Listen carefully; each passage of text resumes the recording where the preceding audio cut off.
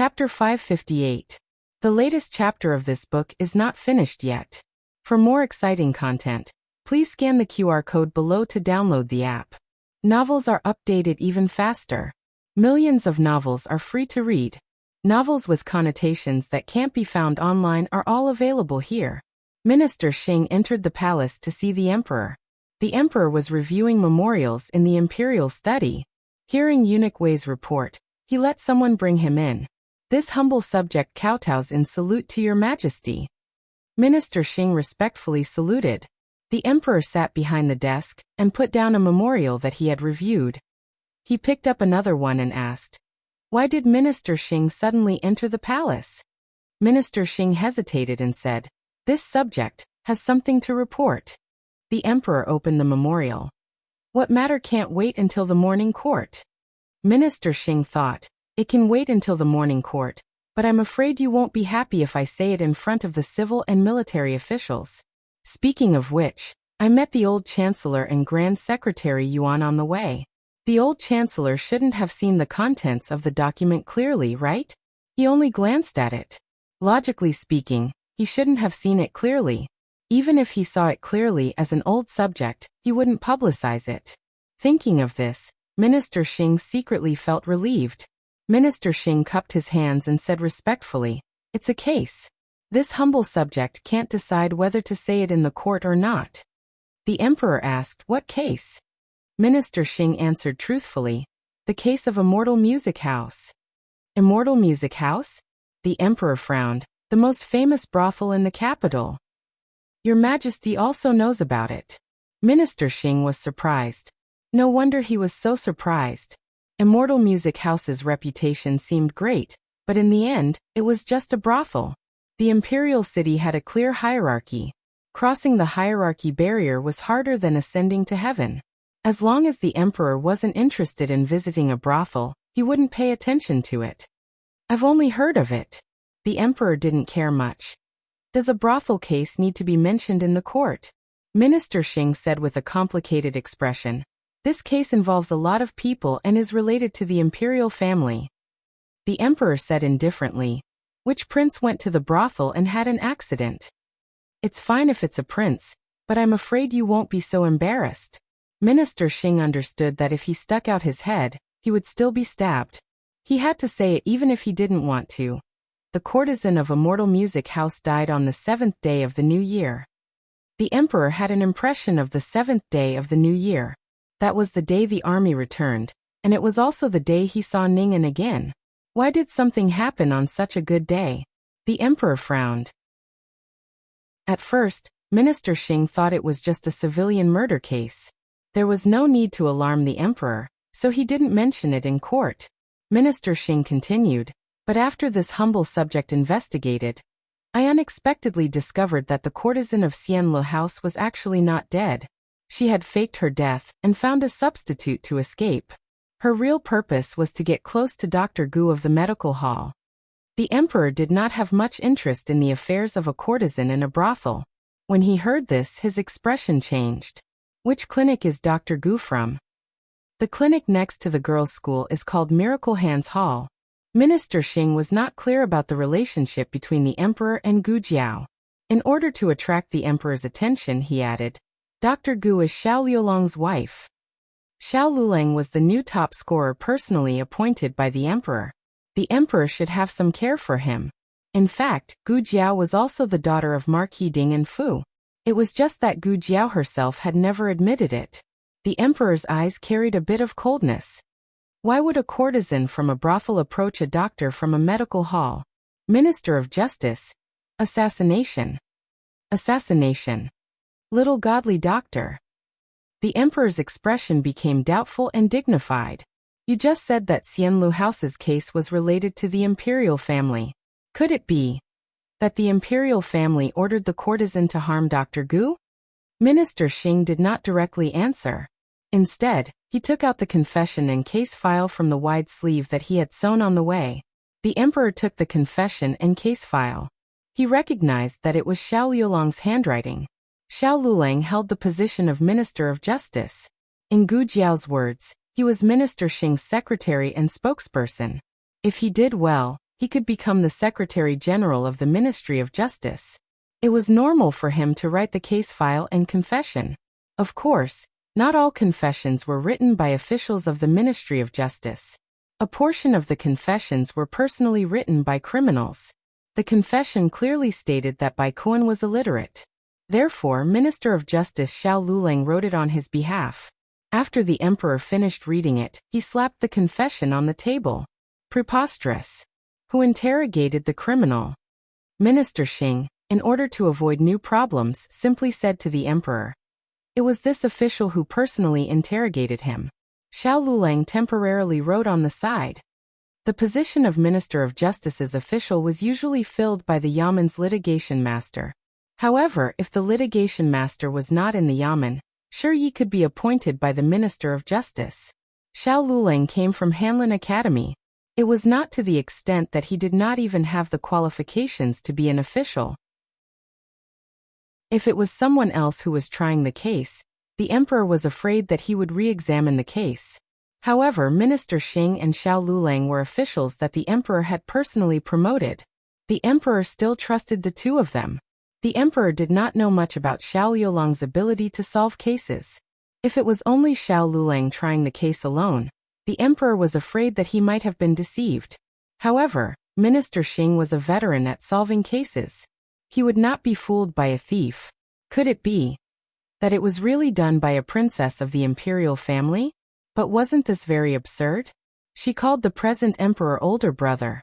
In other words, the young master behind the scenes of Immortal Music House was his younger sister. He only had 3 younger sisters, Ning'an, Xianyang, and Huaiqing. Of these 3, no matter which one, it did not seem like they were suspicious. There was no need to mention Ning'an. She was such a kind and pure person.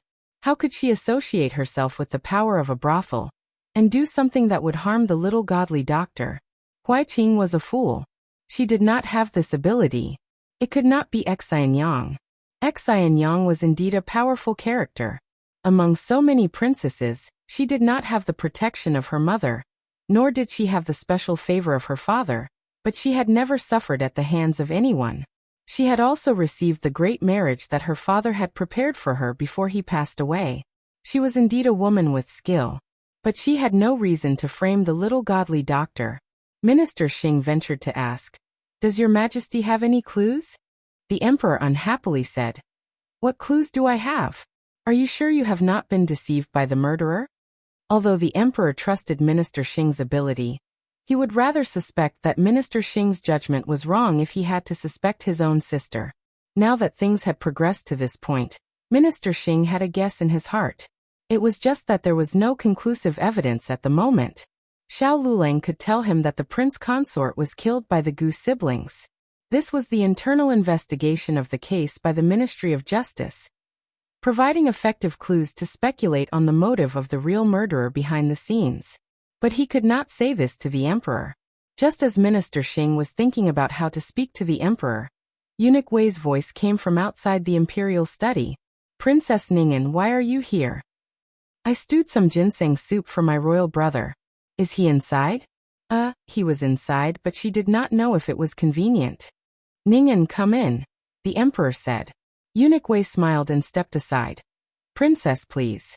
Princess Ning'an carried the food box in one hand and slightly lifted her skirt with the other as she stepped into the imperial study. Minister Xing turned and bowed to Princess Ning'an. "This is..."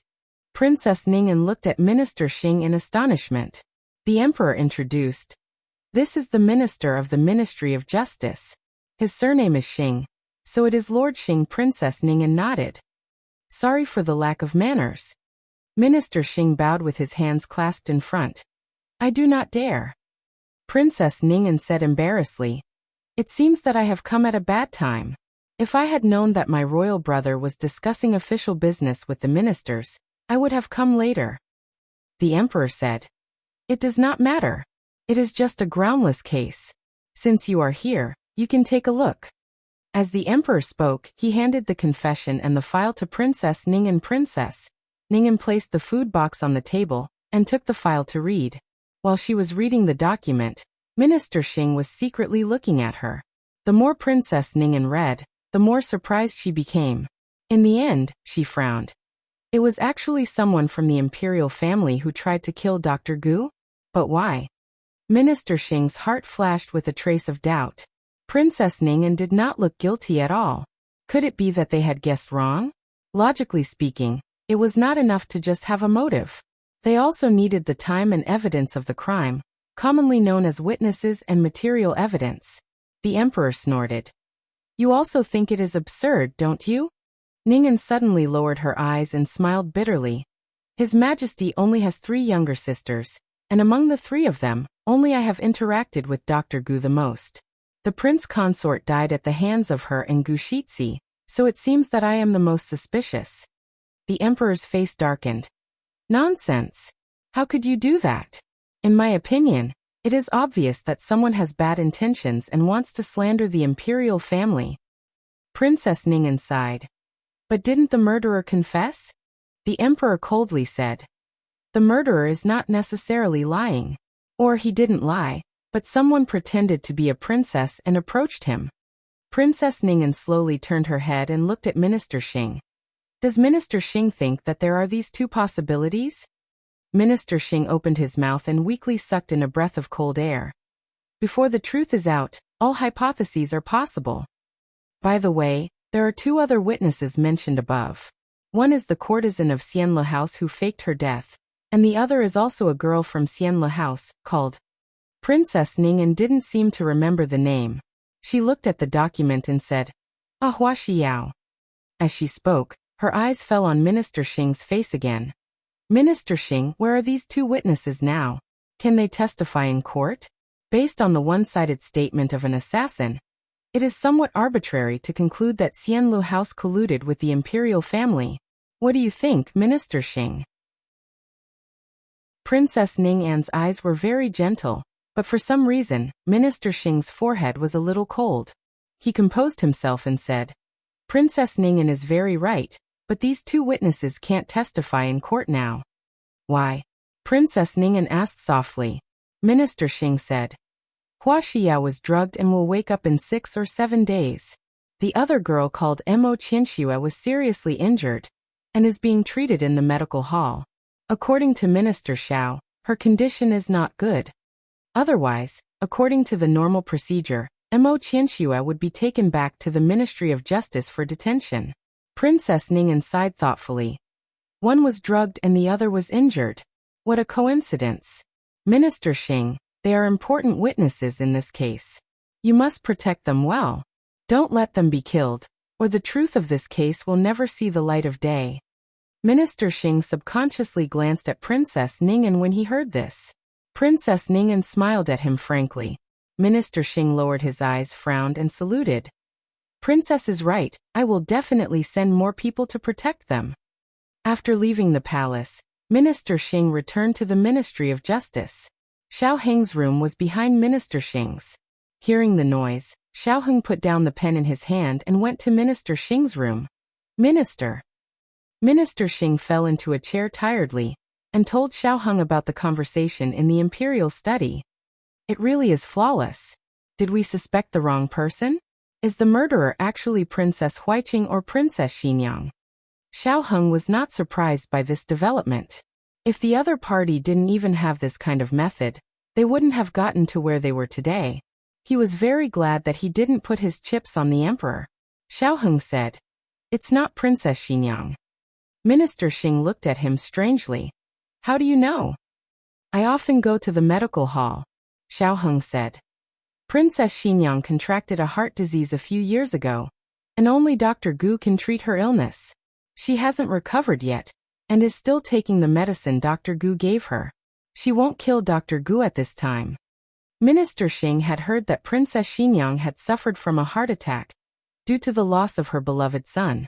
Back then, he had heard that she had listened to the imperial physician's advice and left the sad capital to recuperate at Fengdu Mountain. Princess Huiqing?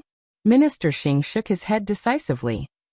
Someone couldn't have used the name of an imperial princess, right? Xiao Heng suddenly said. Actually, it's fine if she didn't warn you. Minister Xing didn't understand. What do you mean? Xiao Heng smiled faintly and said. Minister, Princess Ningen is right. You have to send more people to keep a close watch on the medical hall and the Ministry of Justice's prison. Don't let anyone have a chance to silence them. The latest chapter of this book is not finished yet. For more exciting content, please scan the QR code below to download the app. Novels are updated even faster. Millions of novels are free to read. Novels with connotations that can't be found online are all available here. https://www.zhbqg.com/89642_826/1087529194. HTML Genius remembered this site's address in 1 second. www.zhbqg.com Bikuga mobile reading website. Chapter 559. The latest chapter of this book is not finished. For more exciting content, please scan the QR code below to download the app. Novels are updated faster. Millions of novels are free to read. Novels with content that can't be found online are available here. In the imperial study, Princess Ningen sat next to the emperor with a gloomy expression. The emperor patted the back of her hand and said, "Don't take it to heart. The truth of the case will come out one day." Princess Ningen whispered, "I occasionally wonder if I shouldn't have come back.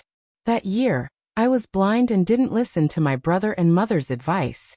I insisted on marrying to the frontier fortress. As a result, I entrusted it to the wrong person and caused hundreds of thousands of people to suffer from war. I also caused so many soldiers to lose their lives. When Your Majesty proposed to confer me the title of Princess Protector, I actually understood that I was not qualified." The emperor looked at her. "Ningen." Princess Ningen met his gaze. "Imperial brother, let me finish." The emperor nodded helplessly. "Okay, you say it." Princess Ningen said with self-blame. "I was accepted by the royal family because of my brother's great kindness. Please don't mention the matter of conferring me." The emperor said earnestly, "This is not your fault. With or without you, the remnants of the previous dynasty will stir up trouble in Zhao country. You are just a pitiful person who was used by them. Even if it wasn't you, it would be someone else. Don't blame yourself anymore. Your words have reminded us. Could it be that we have doted on you too much, causing some people to be jealous? That's why they were dissatisfied and caused so much trouble?" Princess Ningen didn't say anything. The emperor comforted her. "I have my own ideas about this matter. I will not let you be wronged. Just pretend that you didn't hear anything today. I will find out the truth." Princess Ningen's eyes were a little red. When the emperor saw her like this, he couldn't help but think of when she was young. Ningen was a lively and active child. She wouldn't cry like a normal little girl. When she was wronged, she would find a place where no one was around and sit there quietly, trying her best to hold back her tears. Every time he found Ningen and made her happy. Thinking of the past, the emperor felt even more sorry for Ningen. He didn't know how many times she hid in a corner and secretly felt sad when she was alone in the frontier fortress. Did anyone find her? Did anyone feel sorry for her? The emperor called Eunuch Wei. "Go to the Ministry of Justice and tell Minister Xing to keep his mouth shut and not reveal any information about this case for the time being." "Yes." Eunuch Wei accepted the order and left. However, it was too late. On the way to the Ministry of Justice, Eunuch Wei heard people discussing this matter. "Two little brothers, what were you talking about just now?"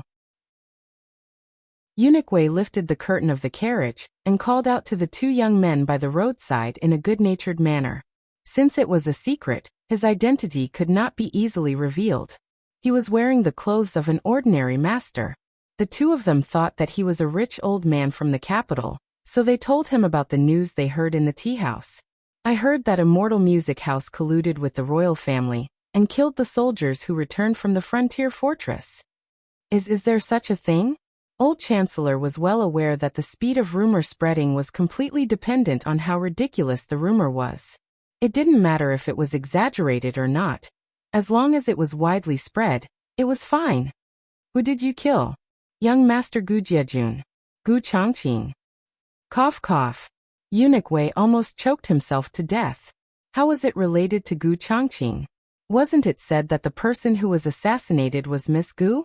Moreover, it was an attempted assassination. Is there a mistake? Young Master Gu went to visit the families of the soldiers. They were killed on the way out of the city.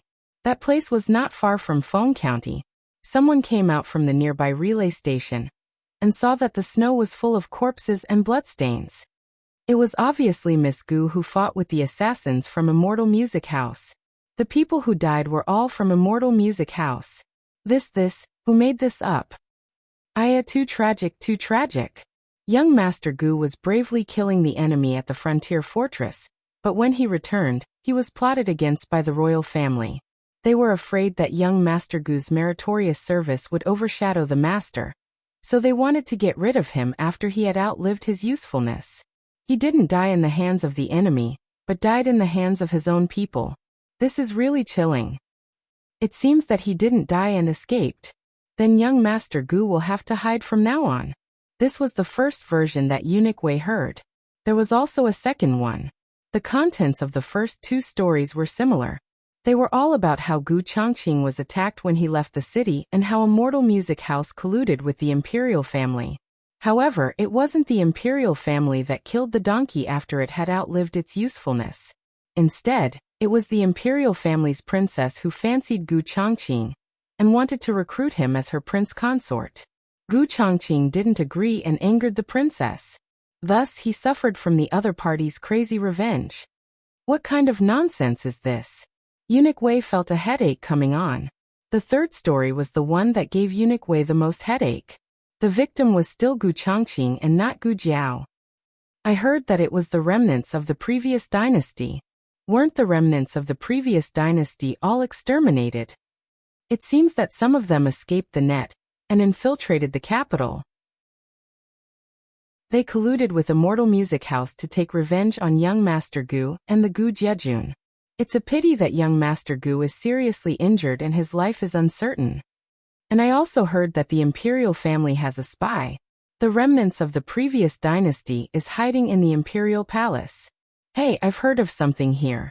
When the prince consort was killed by young Master Gu, Princess Ning'an pleaded with young Master Gu to let the prince consort fend for himself in the snowy mountains. However, young Master Gu ignored Princess Ning'an's opposition and took the prince consort's life on the spot. Could it be? Eunuch Wei helplessly looked at the sky. It's over, it's all over now. Once the news was spread out, it wouldn't be easy to take it back. Moreover, there was a good saying, it's better to let it out than to block it. The more the emperor forbade the people from talking about this matter, the more heated the discussion became. If the emperor was a tyrant, then it would be fine.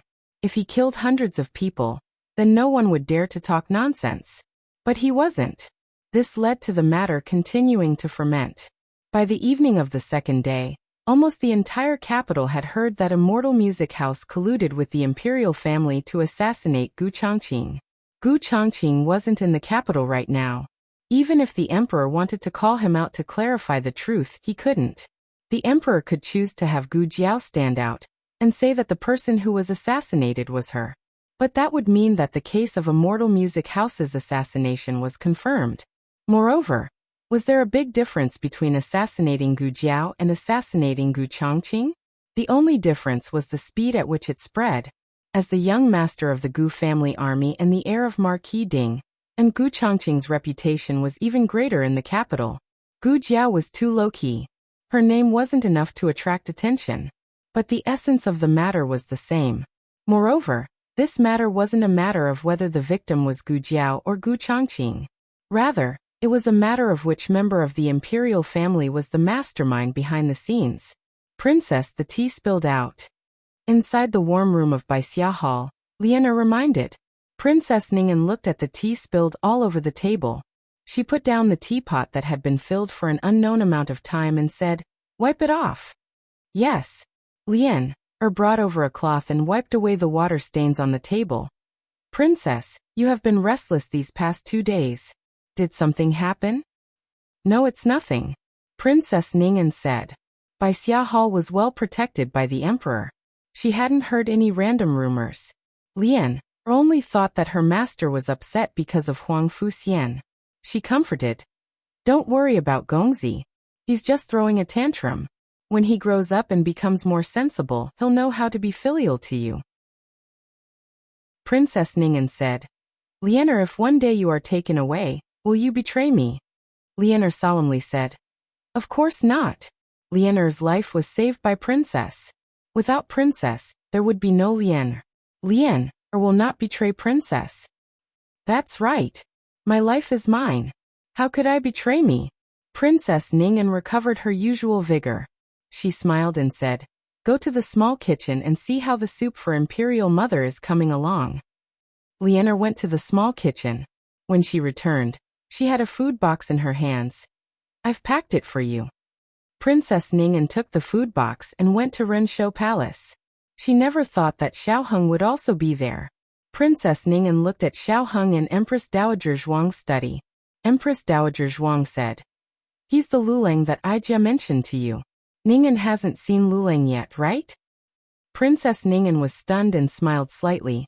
Ah yes, I haven't seen him. Xiaoheng stood up and saluted. Princess Ning'an nodded in return. Empress Dowager Zhuang sighed to Princess Ning'an. Didn't I tell you not to cook? Princess Ning'an smiled and put the food box on the table. This is the soup made by Xia Hall's chef. Empress Dowager Zhuang motioned for Eunuch Qin to take over. This servant will do it. Eunuch Qin opened the food box from Princess Ning'an's hands and took out the soup inside. Princess Ning'an smiled. Then I'll leave first. I'll come to pay respects to Imperial Mother tomorrow. Princess Ning'an left the study and heard Empress Dowager Zhuang say to Xiaoheng, Continue. Xiaoheng said, No, that's all the rumors I heard from the people. Empress Dowager Zhuang said, To quell the rumors, the only way is to let the witness speak. Did the witness wake up? Xiaoheng, she woke up. Empress Dowager Zhuang. Wasn't she drunk for 7 days? Why did she wake up so soon? Xiaoheng. Jiao Jiao has a hangover medicine in her hand. She woke up in the morning, but she could only speak in the afternoon. Empress Dowager Zhuang. Did she confess the mastermind behind the scenes? Xiaoheng shook his head. Not yet, she refused to say. Did you use torture? Yes, all the punishments that can be used have been used. Her mouth is very tight. Empress Dowager Zhuang snorted. If the hard method doesn't work, then use the soft method. If the soft method doesn't work, then use rape. I don't believe that Xianle House is full of tough bones. You go and bribe someone, let her poison Hua Xiao in the name of visiting Hua Xiao. Say that it's a snack given to her by the young master. Hua Xiao won't not understand. Princess, your handkerchief. In the courtyard, a little palace maid looked at the lost in thought Princess Ning'an. Princess Ning'an looked down at the torn handkerchief in her hand and smiled warmly. It was scratched by the branches. I'm thinking about what to do. The latest chapter of this book is not finished yet. For more exciting content, please scan the QR code below to download the app. Novels are updated faster. Millions of novels are free to read. Novels with connotations that can't be found on the internet are all available here. https://www.zhbqg.com/89642_896/1087511721. HTML Genius remembers this site's address in a second. www.zhbqg.com Bikuga mobile reading website. Chapter 560. The latest chapter of this book is not finished yet. For more exciting content, please scan the QR code below to download the app. Novels are updated faster. Millions of novels are free to read. Novels with content that can't be found online are all available here. After Princess Ning'an left the courtyard, Xiaoheng completely pushed open the window that had a small crack that couldn't be seen if one didn't look carefully. He watched her disappear at the entrance of the palace and said softly, Thank you, great aunt. After leaving Renshou Palace, Princess Ning'an didn't immediately return to Bixia Hall. Instead, she went to the imperial study. Ning'an, you're here. Come and sit. The emperor put down the memorials in his hand. After many days of absence, a lot of work had piled up. Plus, the reward for Ning'an and the murder case of Xianle House made him a bit overwhelmed. Princess Ning'an came to the emperor's side. Eunuch Wei brought a small stool and placed it next to the emperor.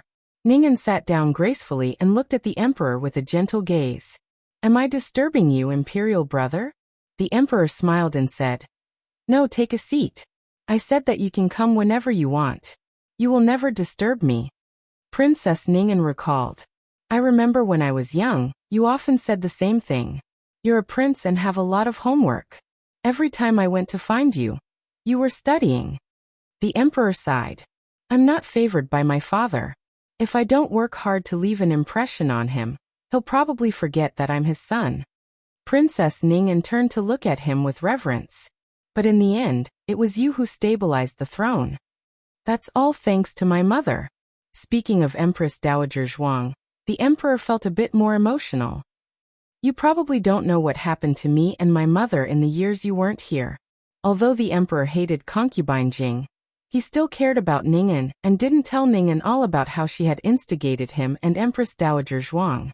But now that it was brought forward, he couldn't help but say it. "We were drugged and were at odds with Imperial Mother. We did too many things that let Imperial Mother down. Now that we think about it, Imperial Mother was the one who personally made us the emperor, yet we treated her like this. She must be very sad." Princess Ning'an said softly, "Now that the misunderstanding has been cleared, you don't have to blame yourself for the past." The emperor said in shame, "I've always blamed my mother for controlling the court. If not for that, the country would have long fallen into the hands of concubine Jing and the remnants of the previous dynasty." Princess Ning'an lowered her head. The emperor said sincerely, "Ning'an, that woman is not fit to be your mother. You can only have Imperial Mother in your heart. Imperial Mother is the one who truly loves and protects you." Princess Ning'an smiled. "Ning'an knows. Ning'an will be filial to Imperial Mother. Ning'an will also be filial to Imperial Brother." The emperor smiled in relief. Princess Ning'an's eyes flickered as she said, "By the way, brother, I just saw Lord Xiao in my mother's palace." The emperor thought for a moment. Lulang? There were not many men who could enter Empress Dowager Zhuang's bedroom. The only one surnamed Xiao was Xiao Lulang. Princess Ning'an nodded. "Yes, Imperial Mother calls him Lulang. Lord Xiao seemed to be here for the Ministry of Justice's case, but I didn't hear what he said." The emperor remembered something and said, "There was indeed such a thing. He just came to the imperial study and said that the suspect in Xianle House had woken up." "Did she really wake up?" Princess Ning'an asked. The emperor looked at Princess Ning'an strangely. "This matter concerns the reputation of the imperial family, so I'm particularly concerned." "Did I overstep?"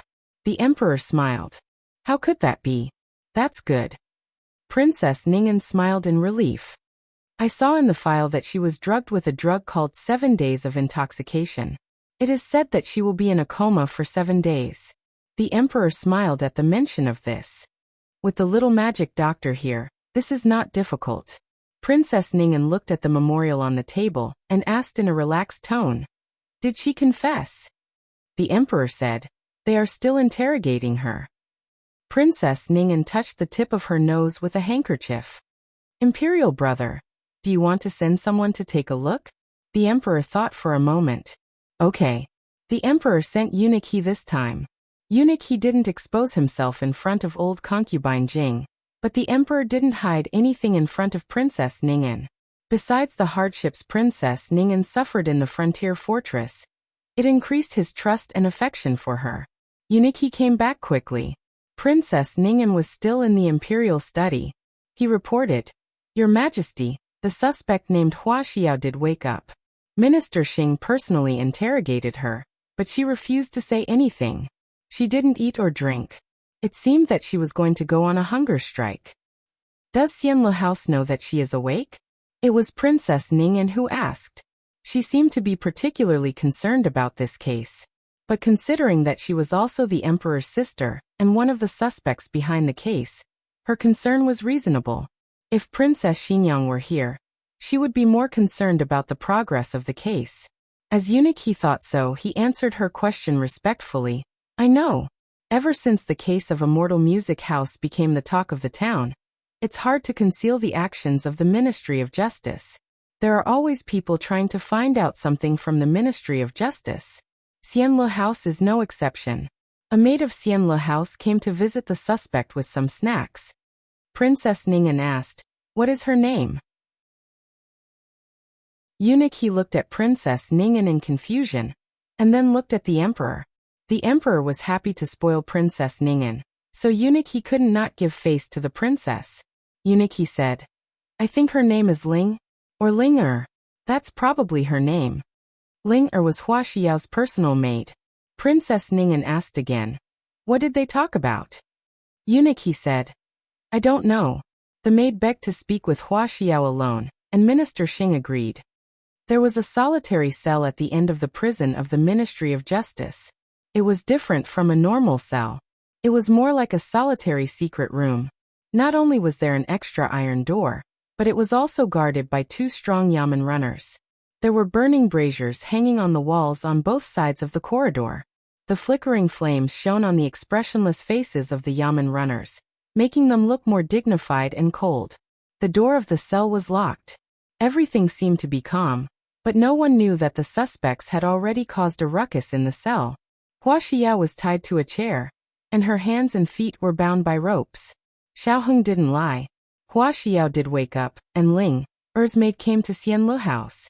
She gave Hua Xiao a bowl of last meal. Hua Xiao sneered. "Do you think that by casually bribing a maid to pretend to be the young lord to poison me, I will suspect the young lord? Naive." Xiaoheng didn't comment. He looked at her and said, "You believe in your young lord, but I don't know if your young lord has the same confidence in you." Hua Xiao laughed until her body trembled slightly. "Xiao Darren, Xiao Zhuangyuan, I don't know how to call you. Do you really think the young lord will be fooled?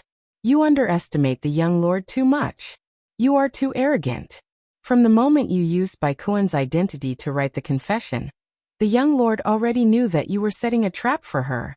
Because the young lord doesn't have a person named Bai Kuan.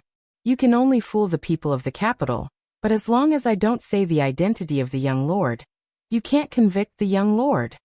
Xiaoheng's expression didn't change in the slightest because of her words. "Bai Kuan is fake, but you Hua Xiao are real." Hua Xiao's smile disappeared, and she said coldly, "So what? I won't confess. I won't betray the young lord." Xiaoheng asked, "Does it matter if you confess or not? If there can be a Bai Kuan in this world, there can be a second one." Hua Xiao frowned. "What do you mean?" Xiaoheng stopped, flicked his wide sleeves, pressed the mechanism at hand, and the stone door slowly opened. He took out a confession letter from his arms. "Come, this is Hua Xiao's confession letter." Hua Xiao's face changed. "You," Xiaoheng said. "Personally written." Hua Xiao trembled with anger. "You are trying to frame me again. Can't you be a little more creative, Xiao Darren? Is this all you have left?" "It doesn't matter if the method is old or not, as long as it is practical." Xiaoheng handed the confession letter to the yamen runner beside him. "Send it to the imperial palace to His Majesty, and say that Hua Xiao confessed." Hua Xiao scolded, "Despicable. If you have the ability, kill me. Otherwise, once His Majesty interrogates me, I will say that the confession letter was written by you. Then let's make a bet. You won't live until the moment His Majesty interrogates you." Xiaoheng raised his eyebrows and looked at her. His eyes gradually became cold. "The murderer is not me." The yamen runner was Xing Shangshu's confidant. After receiving Xiaoheng's instructions, he immediately went to the imperial palace. The yamen runner didn't have a token to enter the imperial palace. After reporting to the emperor, he could only be let in. The yamen runner cupped his hands and said, "Please go and report to His Majesty. I am here to deliver the confession letter. The prisoner of Immortal Music House confessed." This case was very big. Xiaoheng and Xing Shangshu had entered the imperial palace several times. Even a fool could see that His Majesty attached great importance to the case. The imperial guards guarding the city didn't dare to neglect, and hurriedly sent someone to the imperial study to pass the message. The little eunuch in the imperial study also reported to Eunuch Wei. Eunuch Wei bowed and entered the imperial study, reporting, "Your Majesty, the prisoner of a mortal music house confessed." The emperor was very excited. "Really?" Eunuch Wei said. "Yes, the people of the Ministry of Justice sent the confession letter. It is at the gate of the imperial palace. They said that it was written by Hua Xiao." Princess Ning'an, "It can't be fake, right?" Eunuch Wei said. "It can't be fake." When Hua Xiao faked her death in a mortal music house as a suspect, she went to the Ministry of Justice to make a statement. Her handwriting is there. Princess Ning'an squeezed her handkerchief tightly. The emperor was very excited. "What are you doing? Quickly announce it." Eunuch Wei was also very excited. He smiled and said, "Yes. This slave will go personally." Princess Ning'an's eyes moved slightly. She put down the half-drunk tea and said to the emperor, "Since Imperial Brother has something important to do, I will leave first." The emperor patted her hand and said dotingly, "You don't have to leave. Let's listen to the case together." Princess Ning'an's eyelashes trembled slightly. "This isn't very good." The emperor said, "What's not good about it? You are Zhen's sister, the princess of Zhao country. Since this case is related to the princess of Zhao country, you have the right to listen. If Xinyang was here, even if Zhen chased her away, she wouldn't leave. Xinyang was a person whose means and ambition were written on her face. If she wanted to interfere in the imperial court, she would interfere in the imperial court. Fortunately, her ambition didn't lie here. After interfering in the imperial court several times, she felt that it was meaningless, so she went home to take care of her son. There was a bit of distance from the imperial study to the gate of the imperial palace. Eunuch Wei's footsteps were not fast. If he took a small path, he would definitely be able to rob the confession letter before Eunuch Wei. Princess Ning'an used her handkerchief to wipe the thin sweat on her forehead. She looked at the gradually darkening sky and said, "At this time, Xianer should be looking for me. He's not a 3-year-old child. Does he still need to look for his mother at night?" The emperor didn't like that little remnant of the previous dynasty, but for Princess Ning'an's sake, he didn't make his dislike of Huangfu Xian too obvious. "Zhen will go with you to see Xianer in a moment. Sit in Zhen's imperial carriage. It'll be quick." On such a cold day, how could he be at ease letting Ning'an walk back alone? Princess Ning'an began to frequently switch her hands to drink from the quilt. "Are you this thirsty?" "A little." After drinking 3 full cups, Princess Ning'an said to the emperor, "Your Majesty, I want to." Before he could finish his sentence, Eunuch Wei brought him in with a face full of joy. "Your Majesty, she's here." The emperor said seriously, "Come in." Eunuch Wei led the bailiff into the room. The bailiff presented the confession letter with both hands. Eunuch Wei reached out to take it. "I'll do it." Princess Ning'an stood up and walked around the desk to take the letter from the bailiff. The capital in the first month was still cold. There were 2 braziers burning in the imperial study, one of which was not far from the emperor. As Princess Ning'an walked towards the emperor with the confession letter in hand, she suddenly tripped. Her beautiful face paled as she let out a cry and fell forward. The confession letter in her hand also flew out and flew right into the brazier. Between the confession letter and Princess Ning'an, the emperor would of course choose to protect Ning'an. How could he bear to let Ning'an fall and injure herself? The emperor stood up and caught Ning'an with his strong right arm. The moment Ning'an was caught, she let out a long sigh of relief. She leaned into the emperor's arms and panted slightly. She said guiltily, "I'm sorry, brother. I lost the confession letter." The emperor raised his eyebrows and smiled at her. "Look." Ning'an turned her head and was instantly struck by lightning. She saw the emperor's left hand accurately grab the confession letter. "Emperor. Fortunately, I often play cards with Imperial Mother. I can grab cards with my left hand." The latest chapter of this book is not finished yet. For more exciting content, please scan the QR code below to download the app. Novels are updated faster. Millions of novels are free to read. Novels with connotations that you can't find online are all available here. https://www.zhhbqg.com/89642_896422826 /1087299590. HTML Genius memorized this site's address in 1 second. www.zhhbqg.com Bikuj mobile reading website. Chapter 561. The latest chapter of this book is not finished yet. For more wonderful content, please scan the QR code below to download the app. Novels are updated faster. Millions of novels are free to read. Novels that can't be found on the internet are all available here. Ningen, are you okay? Why is your face so pale? Did you bump into something? The emperor looked at Princess Ningen, who seemed to be nervous, in his arms and asked. Princess Ningen whispered, I'm fine. It was a close call. Fortunately, brother caught me in time. Otherwise, I would have been hurt. The emperor looked at the chair behind him and said with fear, Yes, your head almost hit the chair. The consequences would have been unimaginable. Princess Ningen vaguely hummed. The emperor helped her sit down on the stool. The confession had been in the emperor's hands, so it was impossible to let it have a second accident. After the emperor sat back in the chair, he glanced at Eunuch Wei. Eunuch Wei had served the emperor for many years.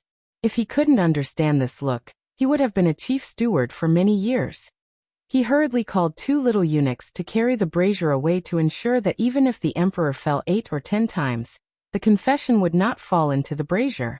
The emperor couldn't wait to open the confession letter. This confession letter had a total of 10 pages, which was 9 pages more than Bai Kuan's confession letter. It recorded in detail Hua Xiao's birth, her first few years of wandering, and how she came to Immortal Music House. Hua Xiao was originally a young lady of an official's family. Her grandfather was the governor of South City. Because of a corruption case, he was sent to Zhao prison. Her grandfather was beheaded, and the rest of the family was sentenced to exile. Hua Xiao was only 2 years old. She was not deeply moved by the changes in her family. Every day, she could not eat enough and wear warm clothes. From time to time, she saw her family being beaten. It took a long time for her to understand what happened to her family. At that time, she was already 7 years old. She was a clever and beautiful little girl. She was bought by a brothel's madam. She planned to educate her for a few years and become the brothel's money tree. However, Hua Xiao's life in the brothel was not smooth. She was often bullied by older children. One cold night, she ran away. How long could a 7-year-old girl walk? In the middle of the night, she fainted in a dirty alley. When she came, she was lying in a carriage going somewhere. The carriage was very well decorated. It was clean and spacious, and it exuded a fragrance that was different from ordinary cosmetics. It was in this carriage that Hua Xiao met the most important person in her life. Her real name was not Hua Xiao, and her surname had been forcibly erased when she was sold to the brothel. She was called Lan in the brothel, and she hated this name. The gentlewoman in front of her was given a new name.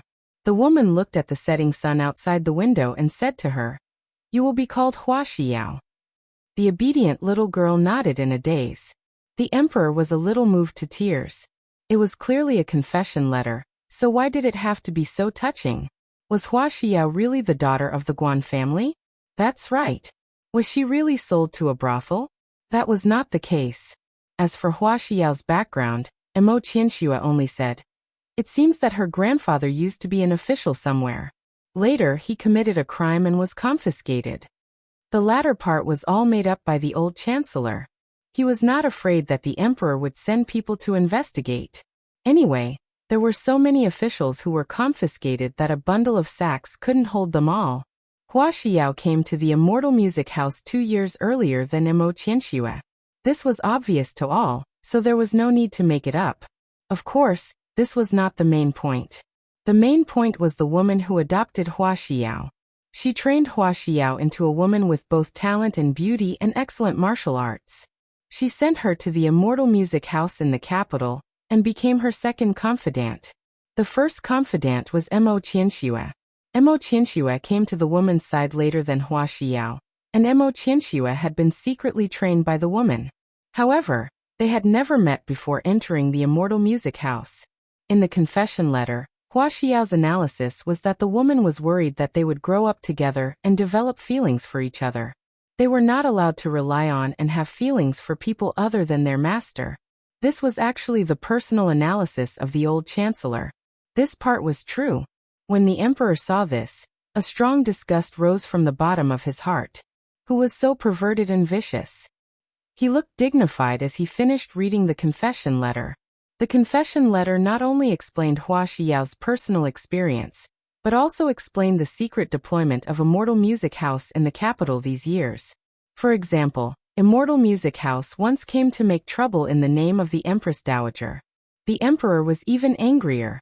She actually used his mother? Very good.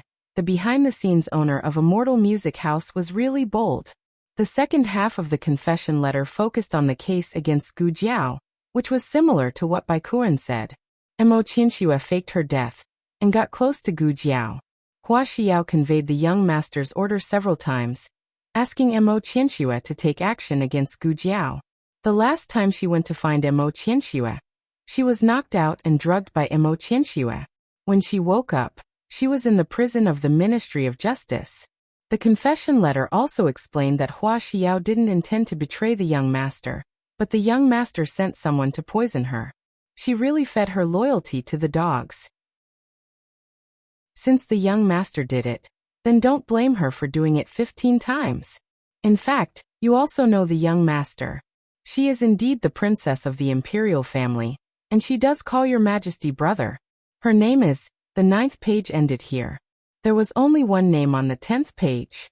When the emperor saw the name, he suddenly gasped and looked at Ning'an in horror. Bixia Hall. Huang Fuxian was in a daze in front of the window again. Lianer helplessly walked into the room with the dry clothes, put them on the bed, and came to Huang Fuxian's side. A cold wind blew, and Lianer shivered. Lianer sighed. Young master, why are you sitting here in the cold wind again? Let me push you over to the fire to warm you up?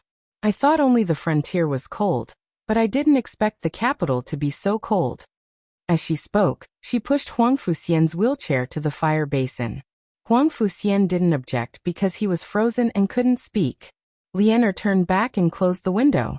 Huang Fuxian sat by the fire basin to warm himself, while Lianer folded the clothes one by one and put them back in the wardrobe. She looked at the neat clothes in the wardrobe, then looked at her own clothes that were not folded properly. She cleared her throat and said, Why did you fold them so well? Don't you have to wear them? The rules in the palace were strict. Those who could be assigned to serve in Iridescent Cloud's hall were the most outstanding palace maids.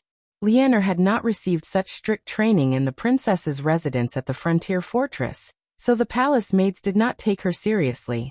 However, she was Princess Ning'an's confidant, so the palace maids didn't dare to say anything to her face.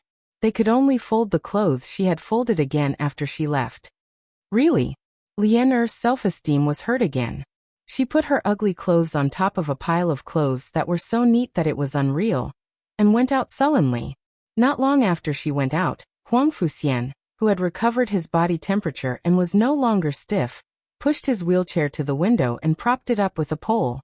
The window was not short, and he didn't have legs, so he couldn't stand, so this action was actually very difficult for him. When he reached the pole, he almost fell off the wheelchair. Fortunately, it was a close call. He felt the biting cold wind, and looked at the empty courtyard. His hands and feet were frozen stiff again. The sky was dark. He looked down and curled his lips in self-mockery. Little brother. Little Mushroom appeared with his voice again. Huang Fuxian's eyelashes fluttered quickly, and his stiff body became even stiffer, but his expression didn't change at all. Little Jing Kong was small, so the windowsill was too high for him. Even if he used a stone as a cushion to climb up, it was still difficult for him. However, little Jing Kong was surprised to find that the stone had grown taller today. He climbed up the stone first, then easily flipped over the windowsill. Little brother. After he slid down, he turned around and looked at Huang Fuxian cutely. There was snow on his sleeves and pants, but there was no snow on his head or shoulders. Did you fall? Huang Fuxian asked coldly. Yes. Little Jing Kong nodded honestly. I only fell twice. What did he mean by only fell twice? 2 falls were not enough. Little Jing Kong hadn't fallen for a long time, but his instincts were still there. He hugged his little head in time so it didn't hurt. Huang Fuxian glanced at him indifferently, then reached out his hands expressionlessly. He supported the wheelchair with one hand and reached for the pole with the other. He had done this many times before, but now he was embarrassed in front of little Jing Kong. He successfully fell off the wheelchair. "Little brother, are you okay?" Little Jing Kong squatted down to help him up. "Go away," Huang Fuxian said angrily. Little Jing Kong looked at him, thought seriously and said, "You don't have to be embarrassed, I often fall too. You're a kid. It's natural for you to fall. You won't fall anymore when you grow up. But I'm a cripple. I'll fall my whole life. I'll be a good-for-nothing for the rest of my life." Huang Fuxian refused little Jing Kong's help. He used his hands, which were full of veins, to drag his injured body back to the wheelchair with difficulty. His leg started to hurt again. It was the place where his leg was amputated. Every once in a while his bone would pop out. Every time this happened, he had to endure the pain and grind his bone. Every time he had to grind his bone, he had to go to hell. He almost couldn't save himself several times. He didn't want to experience the pain of grinding his bone again, or he was afraid that he wouldn't be able to survive this time. But it was strange, wasn't it? Didn't he want to die long ago? What was he afraid of now? "Little brother, what's wrong? Is it painful?" Little Jing Kong looked at Huang Fuxian, who didn't look right, and asked with concern. "No," Huang Fuxian said indifferently, grabbing a blanket to cover his injured leg. Little Jing Kong wasn't a person who liked to stare at other people's injured parts. In fact, no one taught him this on purpose. He just observed how Jiao Jiao did it, and did it accordingly. His gaze quickly turned to Huang Fuxian's face. Little brother, why is your face swollen?" It was swollen last time, but it wasn't this serious. It seemed that he had been exposed to too much cold wind for the past 2 days, and the swollen part was frostbitten. Huang Fuxian looked at him calmly. "Are you curious?" "Yes." Little Jing Kong nodded. Huang Fuxian curled his lips slightly and said playfully, "My mother hit me." Little Jing Kong put his hands behind his back and leaned forward. He looked confused. "Why did your mother hit you?" Huang Fuxian sneered, "Because I'm disabled." Little Jing Kong clenched his fists and said seriously, "She can't hit him. Bad brother-in-law is a cripple, and Jiao Jiao didn't hit him." Huang Fuxian was speechless. "Why is he a bad brother-in-law?" Huang Fuxian asked. "He's a bad brother-in-law." Little Jing Kong curled his lips and said, "How bad?" Huang Fuxian's eyes had a trace of true coldness. "Very, very bad," Little Jing Kong said. Huang Fuxian knew very well how bad an adult could be to a child. "Do you want me to help you teach him a lesson?" he asked. "That's not necessary." Little Jing Kong coughed softly. I can teach him a lesson myself." Little Mushroom's face was red, and his eyes were flickering. Obviously, he didn't really hate that bad brother-in-law. Huang Fuxian's mood became worse. He couldn't explain why. Little Nine fluttered his wings and flew to Huang Fuxian's pillow. After tearing down so many things, he found that his favorite was Huang Fuxian's pillow. "Little Nine, don't tear down the house," Little Jing Kong said helplessly. Little Nine didn't listen and kept tearing down the pillow. Soon, the cotton in Huang Fuxian's pillow was pecked out. Little Jing Kong sighed like an old man. "It's all because of little 8 of Brother Yan's bad influence." Huang Fuxian asked, "Who's Brother Yan?" Little Jing Kong said, "He's my brother at home." Huang Fuxian frowned. "You have other brothers?" Little Jing Kong stretched out 2 little fingers. "Yes, I have 2. Brother Yin and Brother Shaoshun." Huang Fuxian asked with a dark face, "Do you like them?" Little Jing Kong nodded without hesitation. "Yes, I like them." Huang Fuxian's face became even darker. "You have so many brothers. Why do you still come to me?" "To take you out to play." Huang Fuxian turned his face away coldly. Little Jing Kong stretched out his chubby little hand and grabbed his fingers. The soft touch reminded him of a kitten's paw pad. "Little brother, I'll take you to my house." Little Jing Kong had just finished speaking when a little eunuch's hurried footsteps and panic screams came from outside the door. "Oh no! Something happened to Princess Ning'en." Digression. It's almost the end of the month. Please give me a wave of monthly votes. He bowed to express his gratitude. The latest chapter of this book is not finished yet.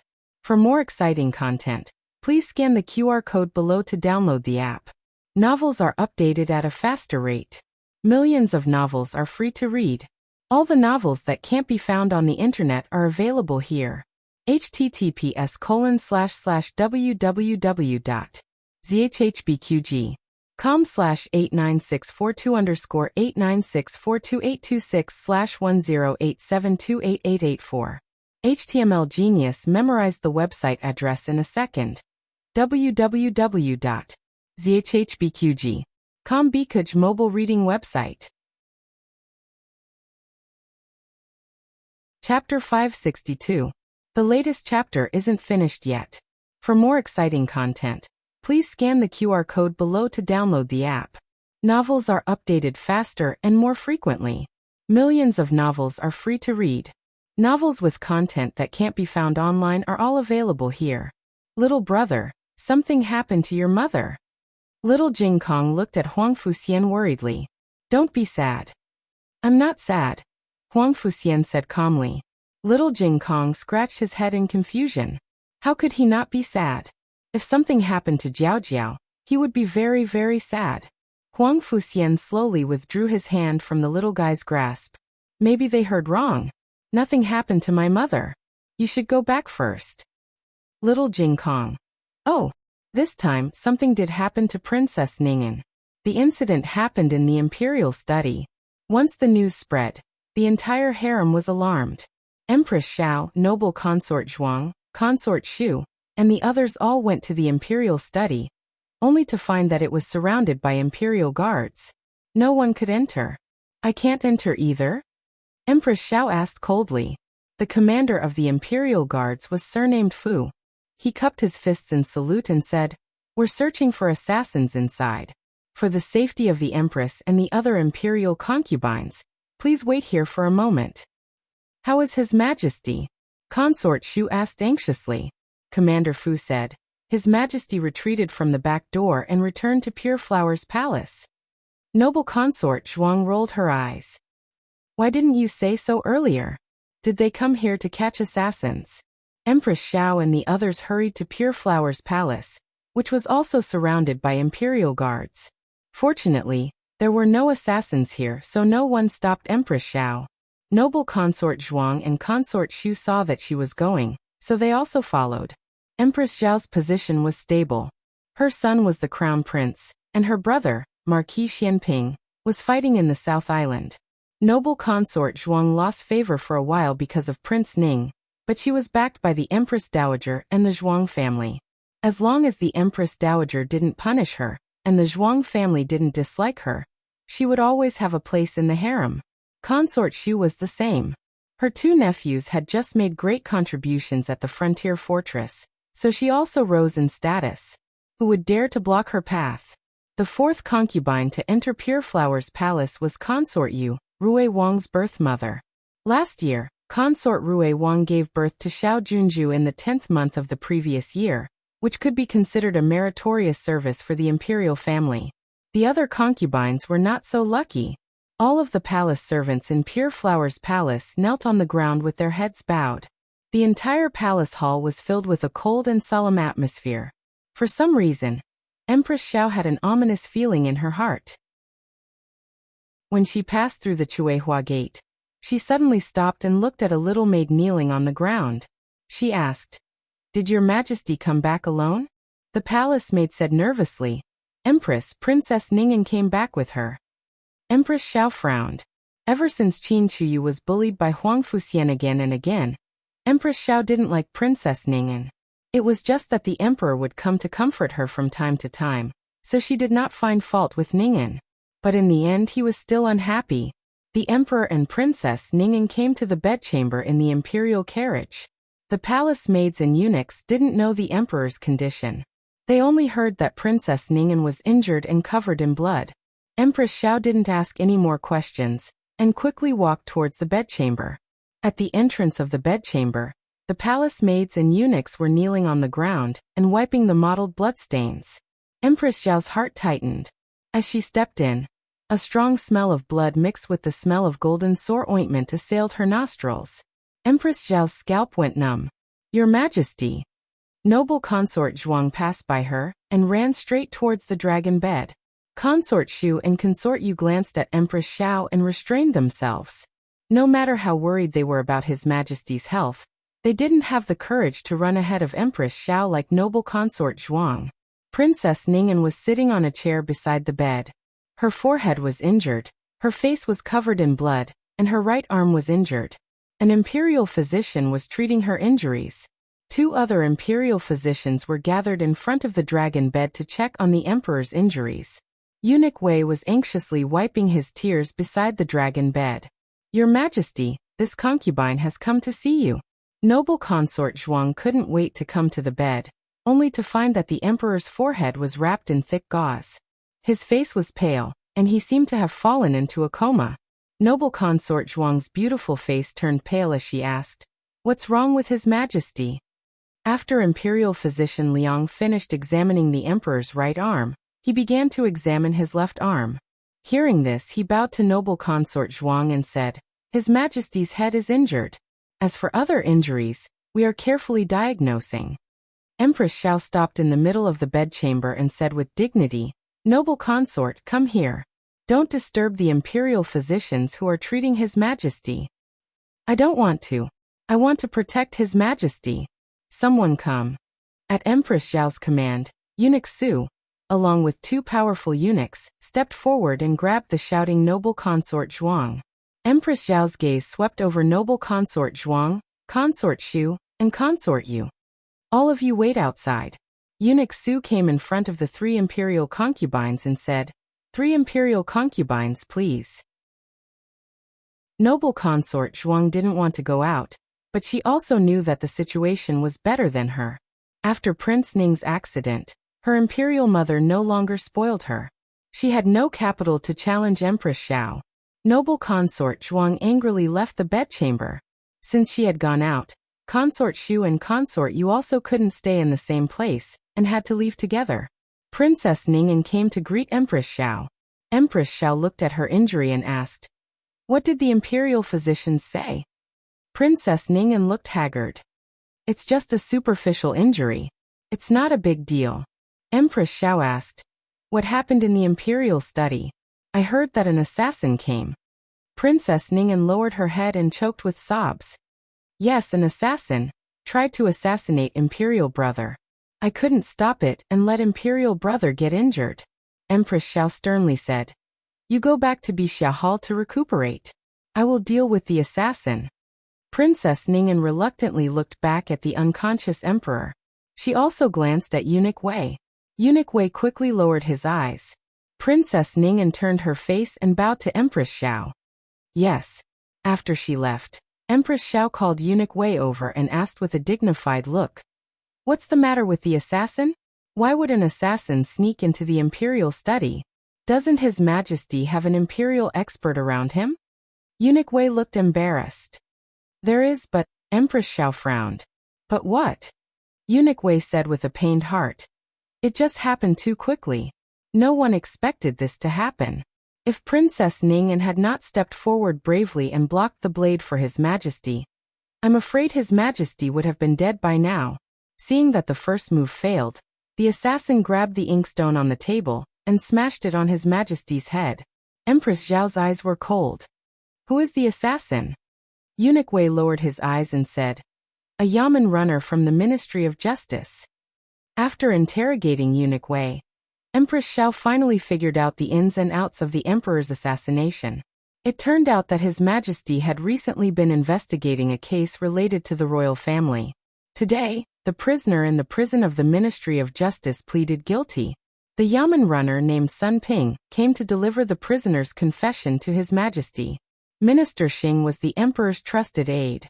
Naturally, the emperor would not suspect the person he sent. Sun Ping took advantage of the fact that the emperor was flipping through the confession letter to suddenly pull out the soft knife hidden in his belt and stabbed towards the emperor. Eunuch Wei was at the door. He was far away and didn't see what Sun Ping was doing. Princess Ning'an reacted first. She rushed over and blocked the knife. Her right arm was seriously injured. When she fell down, she accidentally hit her forehead on the stool. When Eunuch Wei found something wrong and called someone to protect His Majesty, it was too late. Sun Ping was too close to His Majesty.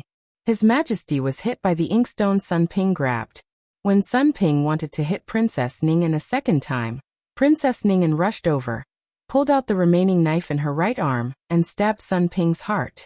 At that time, there were only His Majesty, Princess Ning'an, and Eunuch Wei in the imperial study. There was no fourth witness. Empress Xiao asked the guards at the city gate, and confirmed that Sun Ping did enter the palace in the name of delivering the confession. Of course, Empress Xiao also sent Eunuch Su to the Ministry of Justice. The news he received was consistent with what Eunuch Wei said. Sun Ping was here to deliver the confession. However, the Ministry of Justice didn't expect Sun Ping to assassinate His Majesty. Sun Ping and Sun Jian were cousins. One was in his early 20s, and the other was 23. The two of them worked under Minister Xing. Their positions weren't high, but they were always around Minister Xing. Minister Xing thought highly of them. When they heard that Sun Ping had done such a rebellious thing, everyone's first reaction was disbelief. If it was Sun Jian who did it, they would think twice. Sun Jian was more cunning than Sun Ping. Occasionally, he would bully others. However, Sun Ping had always been honest. Eunuch Su, where is Sun Ping? Minister Xing asked. He's already dead. Eunuch Su said coldly. Minister Xing sucked in a breath of cold air. Eunuch Su asked in an arrogant tone. Who let Sun Ping enter the palace? Xiao Heng took a step forward. Minister Xing pulled him back and said to Eunuch Su, It was me. Eunuch Su raised his chin and harumphed coldly. Then Minister Xing, please follow me into the palace. Also, this matter concerns His Majesty. This assassination case will be handed over to the Supreme Court, and the censorate will handle it. Minister Xing said politely, Eunuch Su, please wait for a moment. Allow me to tidy my attire, so as to avoid being disrespectful in front of the palace. Amen. Eunuch Su replied indifferently. Then he led the palace servants out of Minister Xing's room. Minister Xing lowered his voice and said to Xiao Heng, I don't believe that Sun Ping would assassinate His Majesty. Lulang, investigate the truth. Xiao Heng nodded solemnly. As soon as Minister Xing left, Xiao Heng wrote a letter to Empress Xiao. The letter stated that Sun Ping was sent by him, and the confession was obtained by him. It had nothing to do with Minister Xing. There was something else going on with Sun Ping. However, he hesitated and didn't send the letter out in the end. Minister Xing was brought to a side hall of Pure Flowers Palace. Empress Xiao sat on the main seat and looked coldly at Minister Xing, who was kneeling on the ground. She said, Minister Xing, do you have anything to say now? Were you the one who sent Sun Ping? Minister Xing said, Empress, Sun Ping was indeed sent by this humble subject. However, this humble subject doesn't believe that he would assassinate His Majesty. Empress Xiao said, Do you not believe me, or do you want to distance yourself from this matter? Minister Xing said, Sun Ping was this humble subject's bailiff. He died for no reason. This humble subject should do his best to investigate the truth and seek justice for him. Why would this humble subject be in a hurry to distance myself from this matter? Empress Xiao narrowed her eyes. So you're saying that this empress is wrongly accusing you? Minister Xing said in a neither servile nor overbearing manner. This humble subject doesn't dare. Empress Xiao said indifferently. This empress also wants to believe you, but the evidence is conclusive. Minister Xing looked up at her. May I ask what the empress is referring to as evidence? Empress Xiao said seriously. Witnesses and material evidence. We have both. Eunuch Su walked over with a tray. On the tray was a piece of brocade cloth. On the brocade cloth, there was a bloody soft knife and a blood-stained ink slab. These are Sun Ping's murder weapons. Eunuch Su told the empress the whole story of the emperor's assassination. Princess Ning and Eunuch Wei said the same thing. Princess Ning's biggest backer was the emperor. Everyone in the imperial court was debating whether to confer her the title of Princess Royal or not. The emperor wanted her to be conferred the title. The emperor's death was a great loss to her. Therefore, from this perspective, she had no motive to commit the crime. As for Eunuch Wei, he had been serving the emperor for a long time. Who would doubt his loyalty? At this point, Minister Xing realized how weak his inference was in front of these two powerful witnesses. Empress Xiao asked, "What else do you have to say?" Minister Xing said, "This humble subject has nothing to say." Empress Xiao said coldly, "Guards, escort Minister Xing to the Supreme Court." Minister Xing knelt on the ground with his back straight. He slowly took off his official hat and carefully handed it to the palace guards who came to detain him. Empress Xiao called the officials of the Supreme Court over and took them to the crime scene to collect evidence. The palace guards who had been interrogated before were also interrogated one by one. Empress Xiao was busy until late at night. Finally, she couldn't take it anymore and fell asleep on the back of the chair in the side chamber. It was late at night. The candlelight in the bedchamber flickered. Eunuch Wei knelt on the foot of the dragon bed, silently wiping his tears. A ghost-like beautiful figure quietly entered the room. The gorgeous train of her dress swept across the smooth floor. Eunuch Wei was crying when he suddenly saw a huge shadow on the dragon bed. He was so scared that he shivered. When he was about to turn around, a white hand gently pressed on his shoulder. Eunuch Wei's whole body tensed up. "Eunuch Wei, are you cold?" The person behind him asked gently. Eunuch Wei swallowed and suppressed the fear in his heart. He whispered, "Princess, I'm not cold." "If you're not cold, then why are you shivering?" she asked. Eunuch Wei forced himself to stop shivering. "Is my royal brother awake?" She lifted the bright yellow curtain and hung it with a hook. Then she sat down on the edge of the bed. Eunuch Wei looked at her uneasily and said, "Not yet." She raised her hand and gently touched the emperor's cheek. "My royal brother has suffered a lot." Eunuch Wei lowered his head and didn't say anything. "Eunuch Wei, who do you think caused my royal brother to be like this?" Sunping. Sunping. She was stunned and then laughed. She laughed so hard that she leaned forward and back. The sinister laughter echoed in the bedchamber. Eunuch Wei shuddered. He quietly turned his head to look at the palace guards kneeling in the bedchamber, and found that they all fell asleep on the ground without exception. Eunuch Wei shuddered even more. She laughed enough and wiped the tears with her fingertips. "Eunuch Wei, isn't it me? Didn't I kill myself to prove my innocence? But my royal brother didn't believe me, so I accidentally harmed my royal brother?" Eunuch Wei didn't know how to respond. If he said the wrong thing, he was afraid that she would go crazy. If he said the right thing, he was afraid that she would go crazy. She said, "Eunuch Wei, you really are a person. I let you work for me and you really betrayed my royal brother. Are all of you rootless people so cowardly?" At the end of her sentence, she gritted her teeth and kicked Eunuch Wei to the ground. Eunuch Wei wasn't as old as Eunuch Qin, but he wasn't young either. This fall almost broke all the bones in his body. Was this still the princess he knew? She was clearly a violent madwoman. Whoever was with her really had 8 lifetimes of bad luck. She gave a mocking laugh. "Royal brother, open your eyes and look. This is the eunuch you trust. Their bodies are broken and their hearts are broken. They have no loyalty to speak of. Royal brother, I originally didn't plan on making a move against you so quickly, but why don't you believe me? Haven't you always trusted me the most? Is it because I didn't drug you that you are not as loyal to me as you are to Mu Fei? But I gave it to you now," Princess Ning'an said as she took out a small porcelain bottle from her chest. Eunuch Wei's expression suddenly changed. He wanted to stop her, but she could even beat the dragon shadow guard. If he rushed over, wouldn't he be sending himself to death? He didn't realize before that this princess hid so deeply. Ah! Princess Ning'an saw Eunuch Wei's struggle. She didn't care about the suspicion and disgust of an aunt. She only found it funny. She laughed a few more times before turning to look at the emperor on the dragon bed. "Don't worry, it's not a drug to control your mind. You've taken too much of that drug. If you take more, you'll become a fool. How could I bear to? I still hope that Imperial Brother will be able to witness everything I do with a clear mind." Princess Ning'an pried open the emperor's mouth and poured the medicine in. Not long after, the emperor's eyelids began to tremble slightly. This was a sign that his consciousness was recovering. But although his consciousness had recovered, his body was even more unable to move.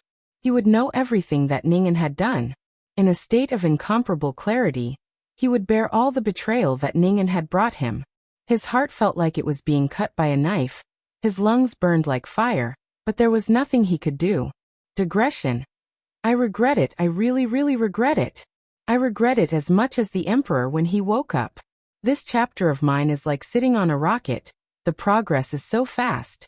A few lines of dialogue have brought the green tea tricks over.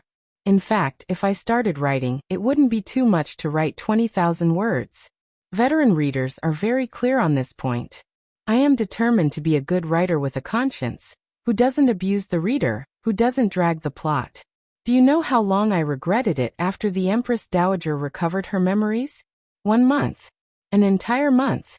Isn't it good if I drag it out for 300,000 words? Isn't it beautiful if I add more words? I also need money to eat. I wrote in my notebook with a bold highlighter. If I dare to progress so fast, I will. That word can't be said. But as many times as old Tang is a donkey, I will be a donkey. Whether you admit it or not, the progress of this novel is so fast that every time I release a new chapter, I feel distressed. But even so, there are still people who jump out and scold me for dragging it out. I feel a bit sullen, wondering if I should just accuse them of dragging it out. That way, I won't be scolded for nothing. But after thinking about it, those people are in the minority. It's not worth it to be angry with them. Okay, I'm going to sleep. If you want to live without worries, you have to occasionally complain. Today's complaints are over, good night. The latest chapter of this book is not finished yet. For more exciting content, please scan the QR code below to download the app. Novels are updated faster and more complete. Millions of novels are free to read. Novels with connotations that can't be found online are all available here.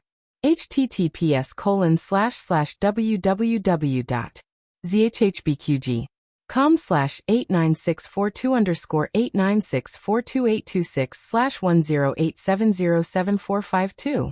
HTML Genius remembers this site's address in 1 second. www.zhbqg.com Bikugo mobile reading website. Chapter 563. The latest chapter of this book is not finished yet. For more exciting content, please scan the QR code below to download the app. Novels are updated faster. Millions of novels are free to read. Novels with content that can't be found online are all available here. Little Jing Kong sat in Lu Quan's carriage and returned to Baishui Alley at night. The secret guard on the roof of the carriage who was responsible for protecting him also flew into the house. Jiao Jiao! Jiao Jiao! The first thing little Jing Kong did when he entered the house was to shout Jiao Jiao, regardless of whether Gu Jiao was there or not. Fortunately, Gu Jiao was really at home today. She came to treat Master Zhao next door. In the evening, Master Zhao's eldest grandson suddenly ran to the clinic and said that Master Zhao fell and couldn't get up. Gu Jiao quickly put down her work and rushed back. Uncle Zhao's fall was an accident. His right wrist and right ankle were sprained, and the pain was unbearable, so he couldn't get up. When Gu Jiao checked Uncle Zhao's injuries, she also checked other things and found that Uncle Zhao had high blood pressure. It wasn't serious, so Master Zhao didn't feel much.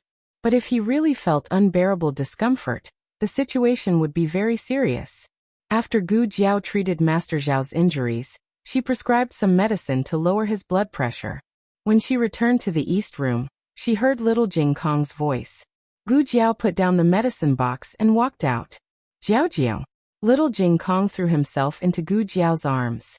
The 5-year-old boy could no longer hug Gu Jiao's thigh when he first came here. Now he could barely reach Gu Jiao's waist when he stood on his tiptoes. Gu Jiao would usually bend down and let little Jing Kong throw himself into her arms. When she did this action, she did not have the same motherly gentleness as Yao Shi. In truth, she was a little stiff, and her expression was a little too calm. But in the instant that she wrapped her arms around little Jing Kong, the sense of security that came from being blocked behind her was something that no hug could compare to. Little Jing Kong breathed in Gu Jiao's scent with peace of mind. He closed his eyes and calmed down. Jiao Jiao! Gu Jiao rubbed his little head. You went to the palace? Gu Jiao had heard about it from Yao Shi. Okay.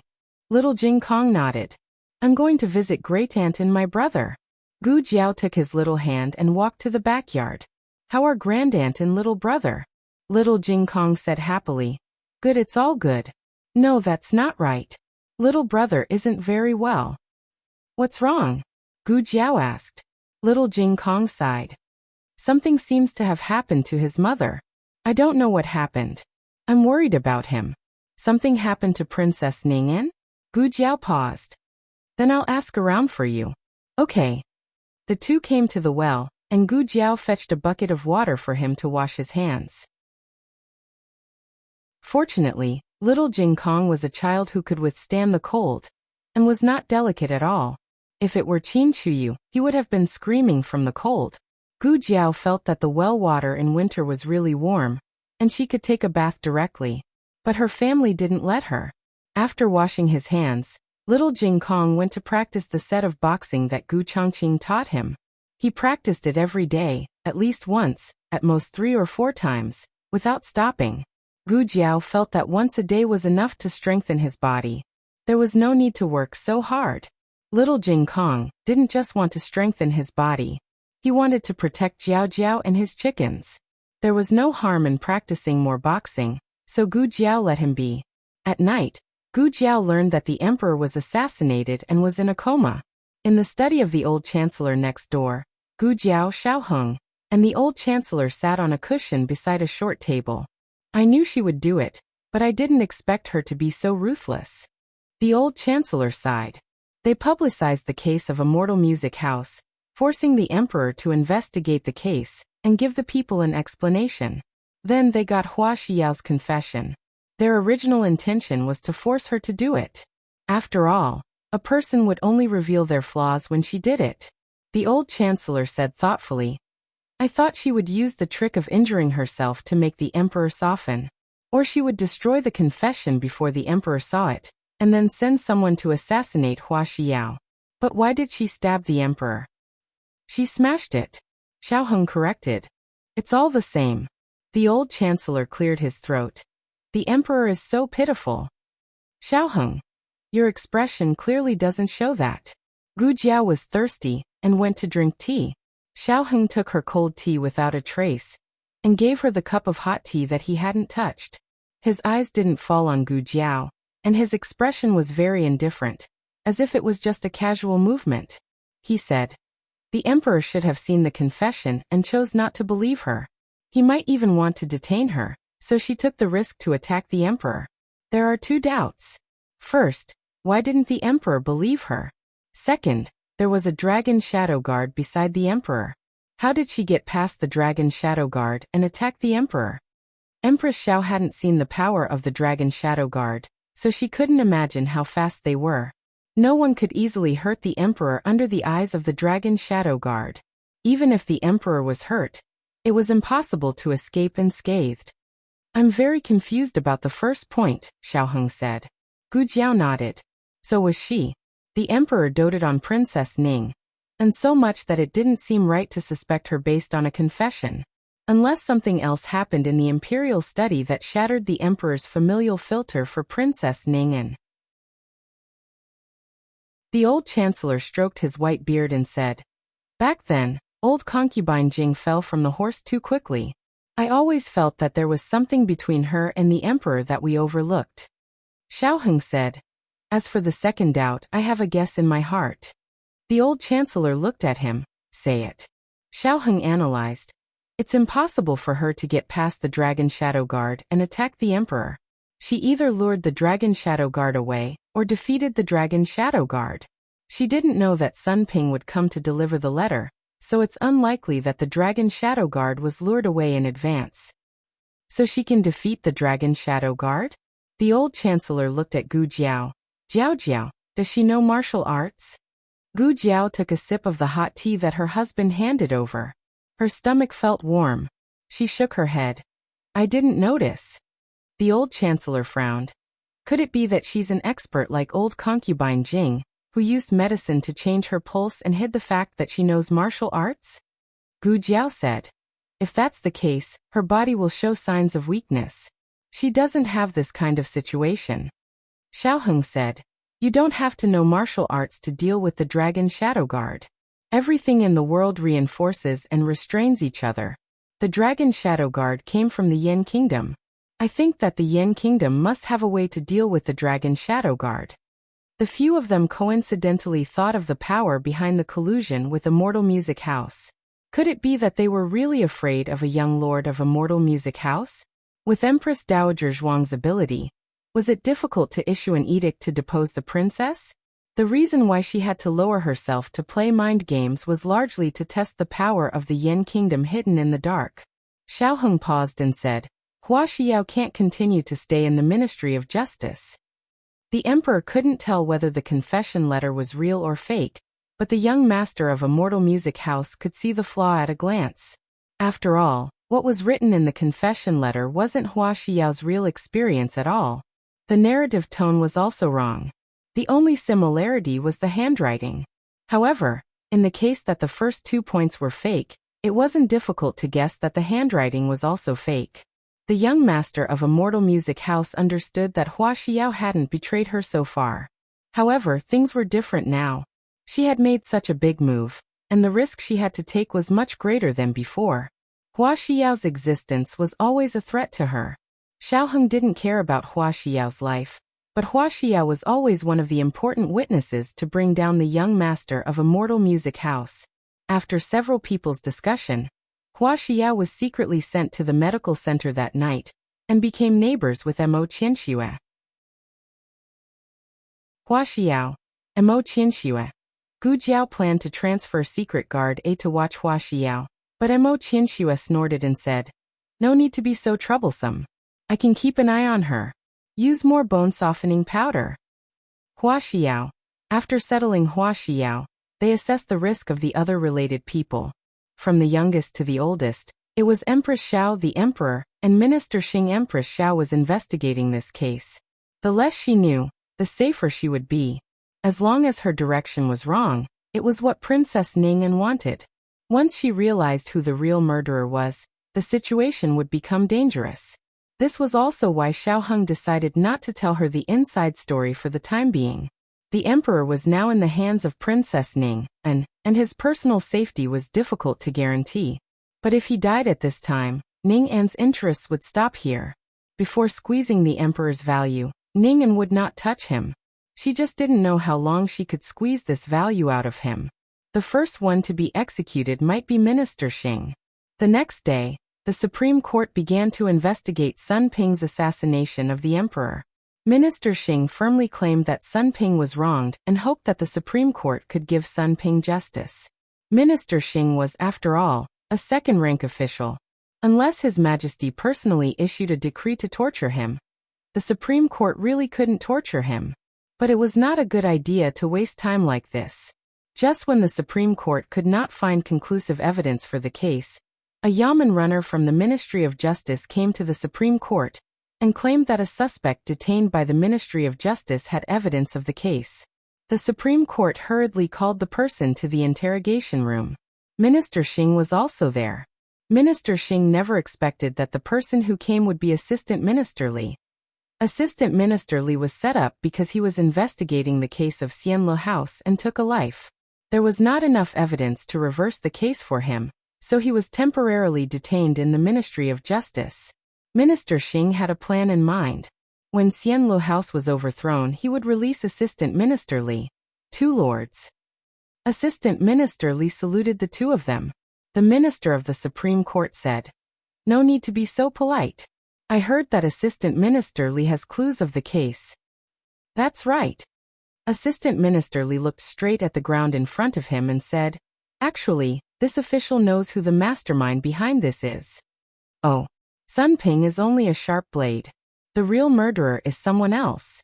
He is. Assistant Minister Li suddenly paused. Minister Xing's heart surged with an ominous premonition. Assistant Minister Li steeled his heart and said, Lord Xing, I'm sorry. I've let down your years of cultivation, but this official really can't hide it for you anymore.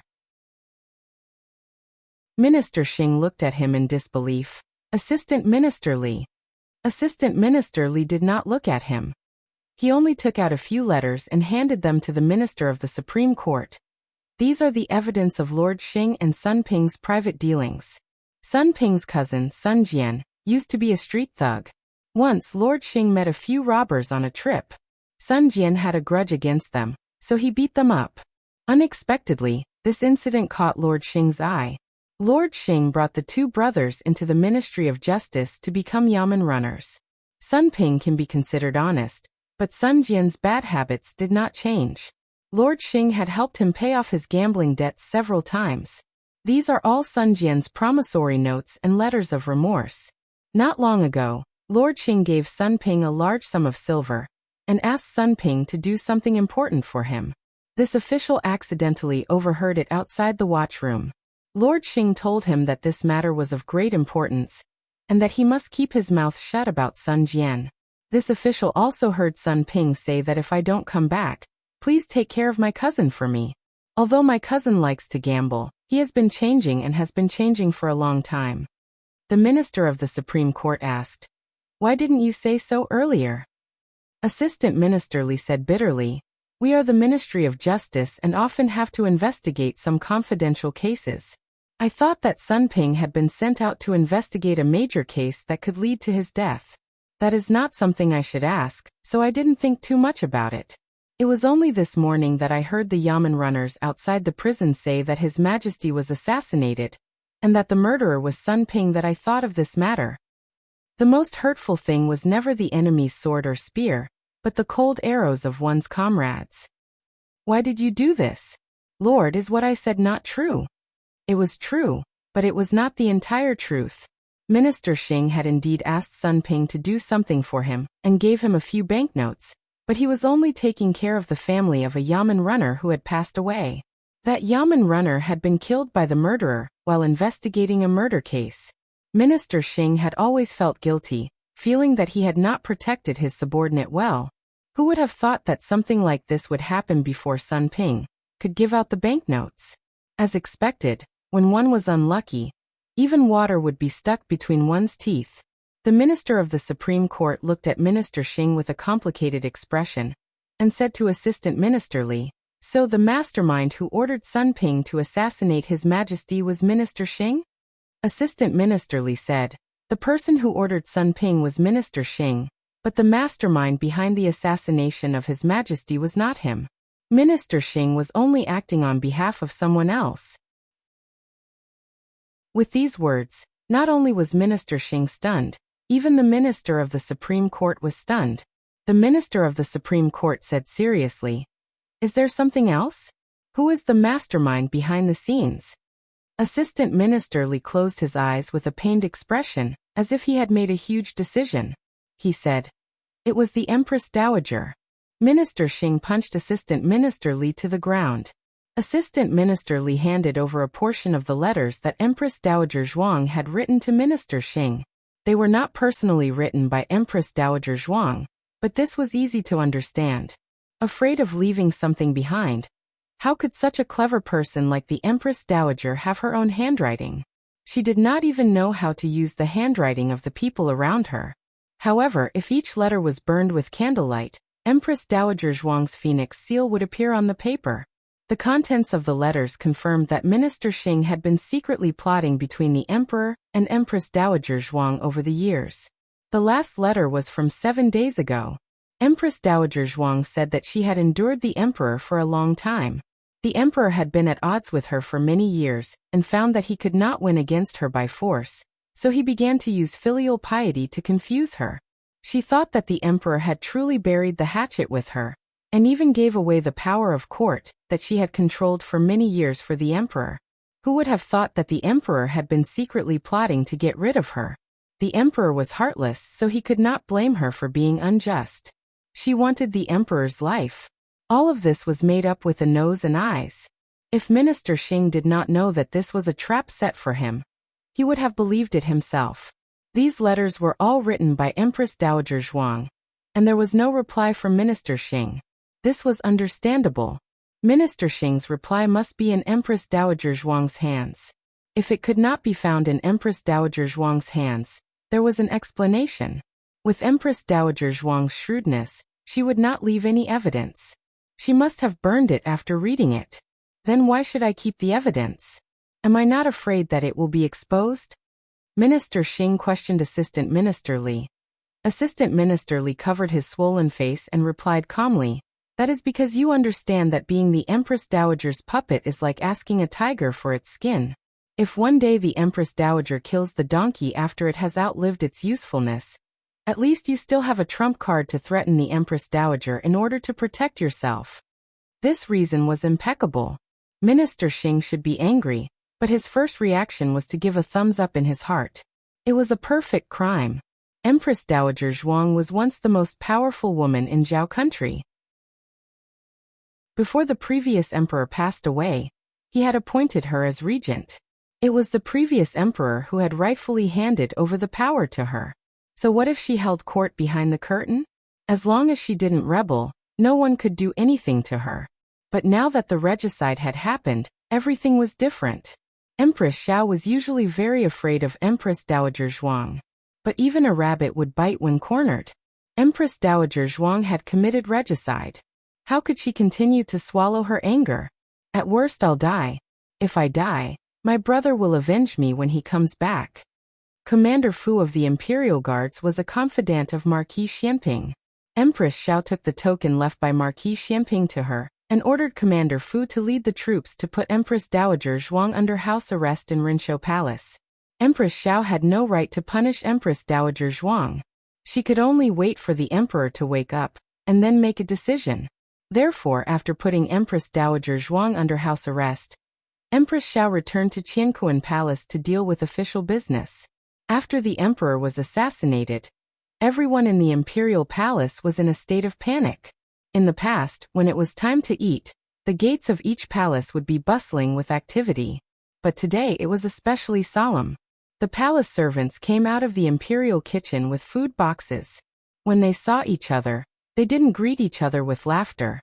They silently saluted when they should and treated those who didn't need to. Inside Pure Flower's palace, a young eunuch also brought in the emperor's food. "You can all withdraw. I'll do it."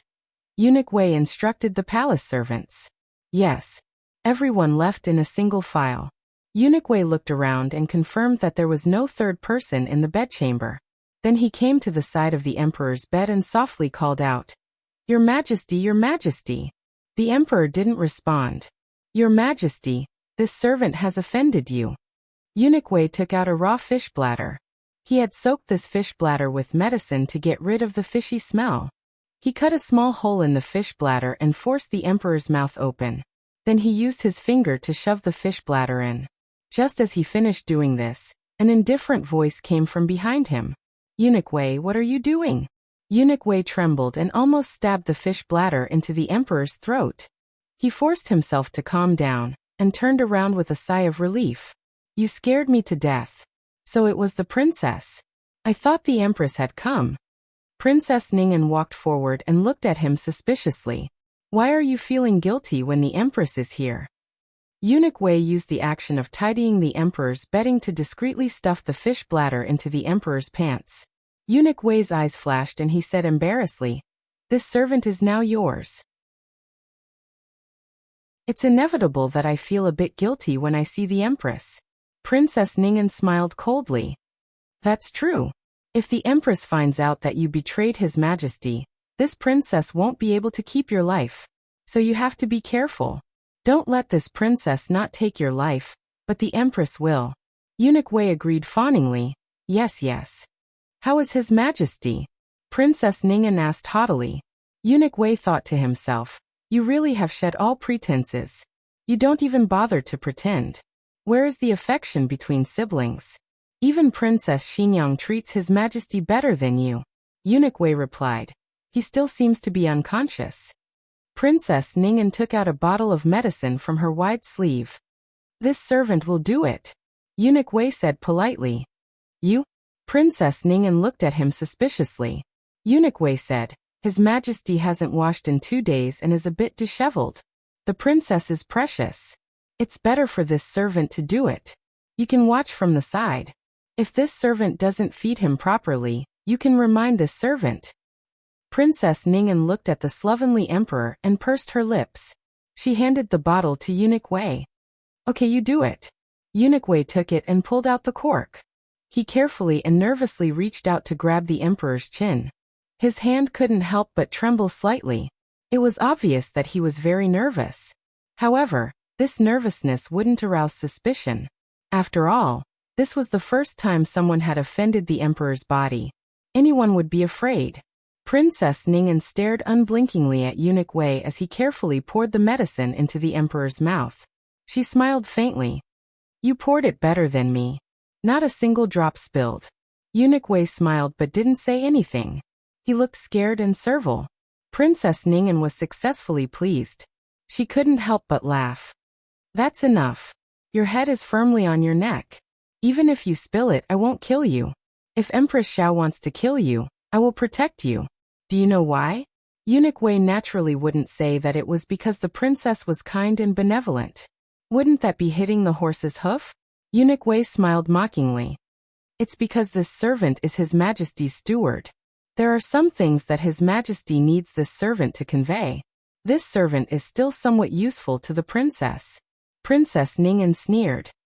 "You're smart," Eunuch Wei said. "That's right. Princess, shouldn't you avoid coming to Pure Flower's palace in the future? If the Empress finds out," Princess Ning'an said carelessly. "If she finds out, just say that I'm here to visit Imperial Brother. Imperial Brother and I have a close sibling relationship. Why would the Empress suspect me?" Eunuch Wei said sincerely. "That's because you came openly. The Empress won't suspect you.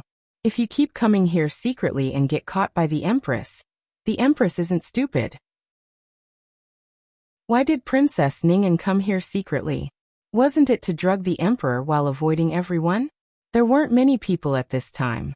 When she thought of this, Princess Ning'an realized that the palace servants weren't here tonight. Where did they all go?" she asked in confusion. "I sent them away because I did something bad." Eunuch Wei broke out in a cold sweat, but his expression didn't change as he said, "I calculated that the princess might come at this time, so I sent them away in advance." Princess Ning'an looked at Eunuch Wei and laughed. "No wonder Imperial Brother thinks so highly of you. Eunuch Wei, you're truly meticulous," Eunuch Wei said with a sincere expression. "It's this servant's duty to share the master's worries. If this servant wants to live, I naturally have to show the princess my abilities." Princess Ning'an smiled. "Good. After this matter is done, whether or not you can live will depend on how much this princess likes you," Eunuch Wei said. "This servant will be willing to sacrifice my life for the princess." Princess Ning'an coldly hooked the corners of her lips. "All right, you go guard outside. I have something to say to Imperial Brother. Remember, don't let anyone in." "Yes." "All right. Princess, please give your orders." "Where is my Imperial Brother's Imperial Jade Seal?" Eunuch Wei froze. Princess Ning'an looked at him with a faint smile. "Just now you said that you would sacrifice your life for me. Now you're not willing to give me the Imperial Jade Seal?" Eunuch Wei braced himself and went to the small study in the bedchamber. He opened a secret compartment, took out the Imperial Jade Seal, and handed it to Princess Ning'an with both hands. Princess Ning'an smiled proudly. "Go out." Eunuch Wei looked back at the unconscious His Majesty, then turned and left the bedchamber. Princess Ning'an took the Imperial Jade Seal and sat down next to the Emperor. Her other hand took out a bright yellow Imperial Edict from her wide sleeve. In Zhao country, the Emperor's Imperial Edict was mostly dictated by the Emperor. Hanlin officials wrote the edict with a little rhetoric. Finally, it was presented to the Emperor to be stamped. But there were also special cases. For example, the Emperor wrote his own edict, or appointed someone to write the edict. "Imperial Brother, you must want to know what happened today. Why don't I tell you? There's progress in the case of Sun Ping's assassination of Imperial Brother. You can't imagine who the mastermind behind Sun Ping is. It's Imperial Mother." "I didn't expect it either. Imperial Mother loves you so much. How could she let someone kill you? But there are witnesses and evidence. Imperial Mother can't overturn the case this time." "Who is investigating the case?" "It's the Minister of the Supreme Court and the Empress's sister-in-law." Imperial Brother knows the temper of the Empress sister-in-law. Hearing that Imperial Mother had done such a terrible thing, The Empress sister-in-law made a prompt decision and ordered the imperial guards to put Imperial Mother under house arrest in Rensho Palace.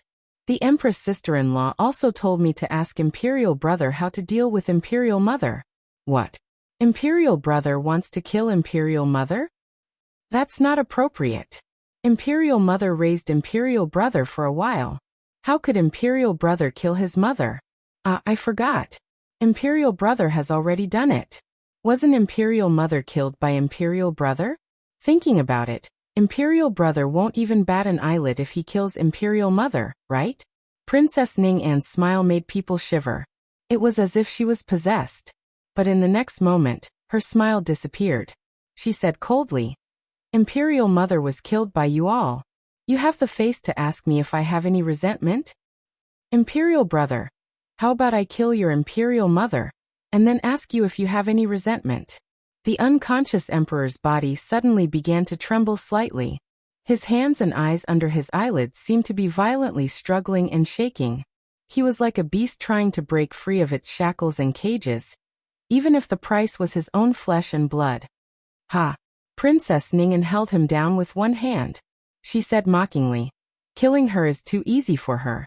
It is better to let her become a nun and taste the pain my Imperial Mother suffered. Then let her watch as her son dies tragically in front of her. Let her watch as the country she protected falls bit by bit into the hands of others. Isn't this worse than death? The Emperor's entire body trembled violently. There was no pity in Princess Ning An's eyes. She withdrew her hand from the Emperor and stood up. Taking the Imperial Edict, she left the bedchamber. She threw another bottle of medicine to Eunuch Wei. Give him another dose at night. Eunuch Wei looked at the Imperial Edict in her hand.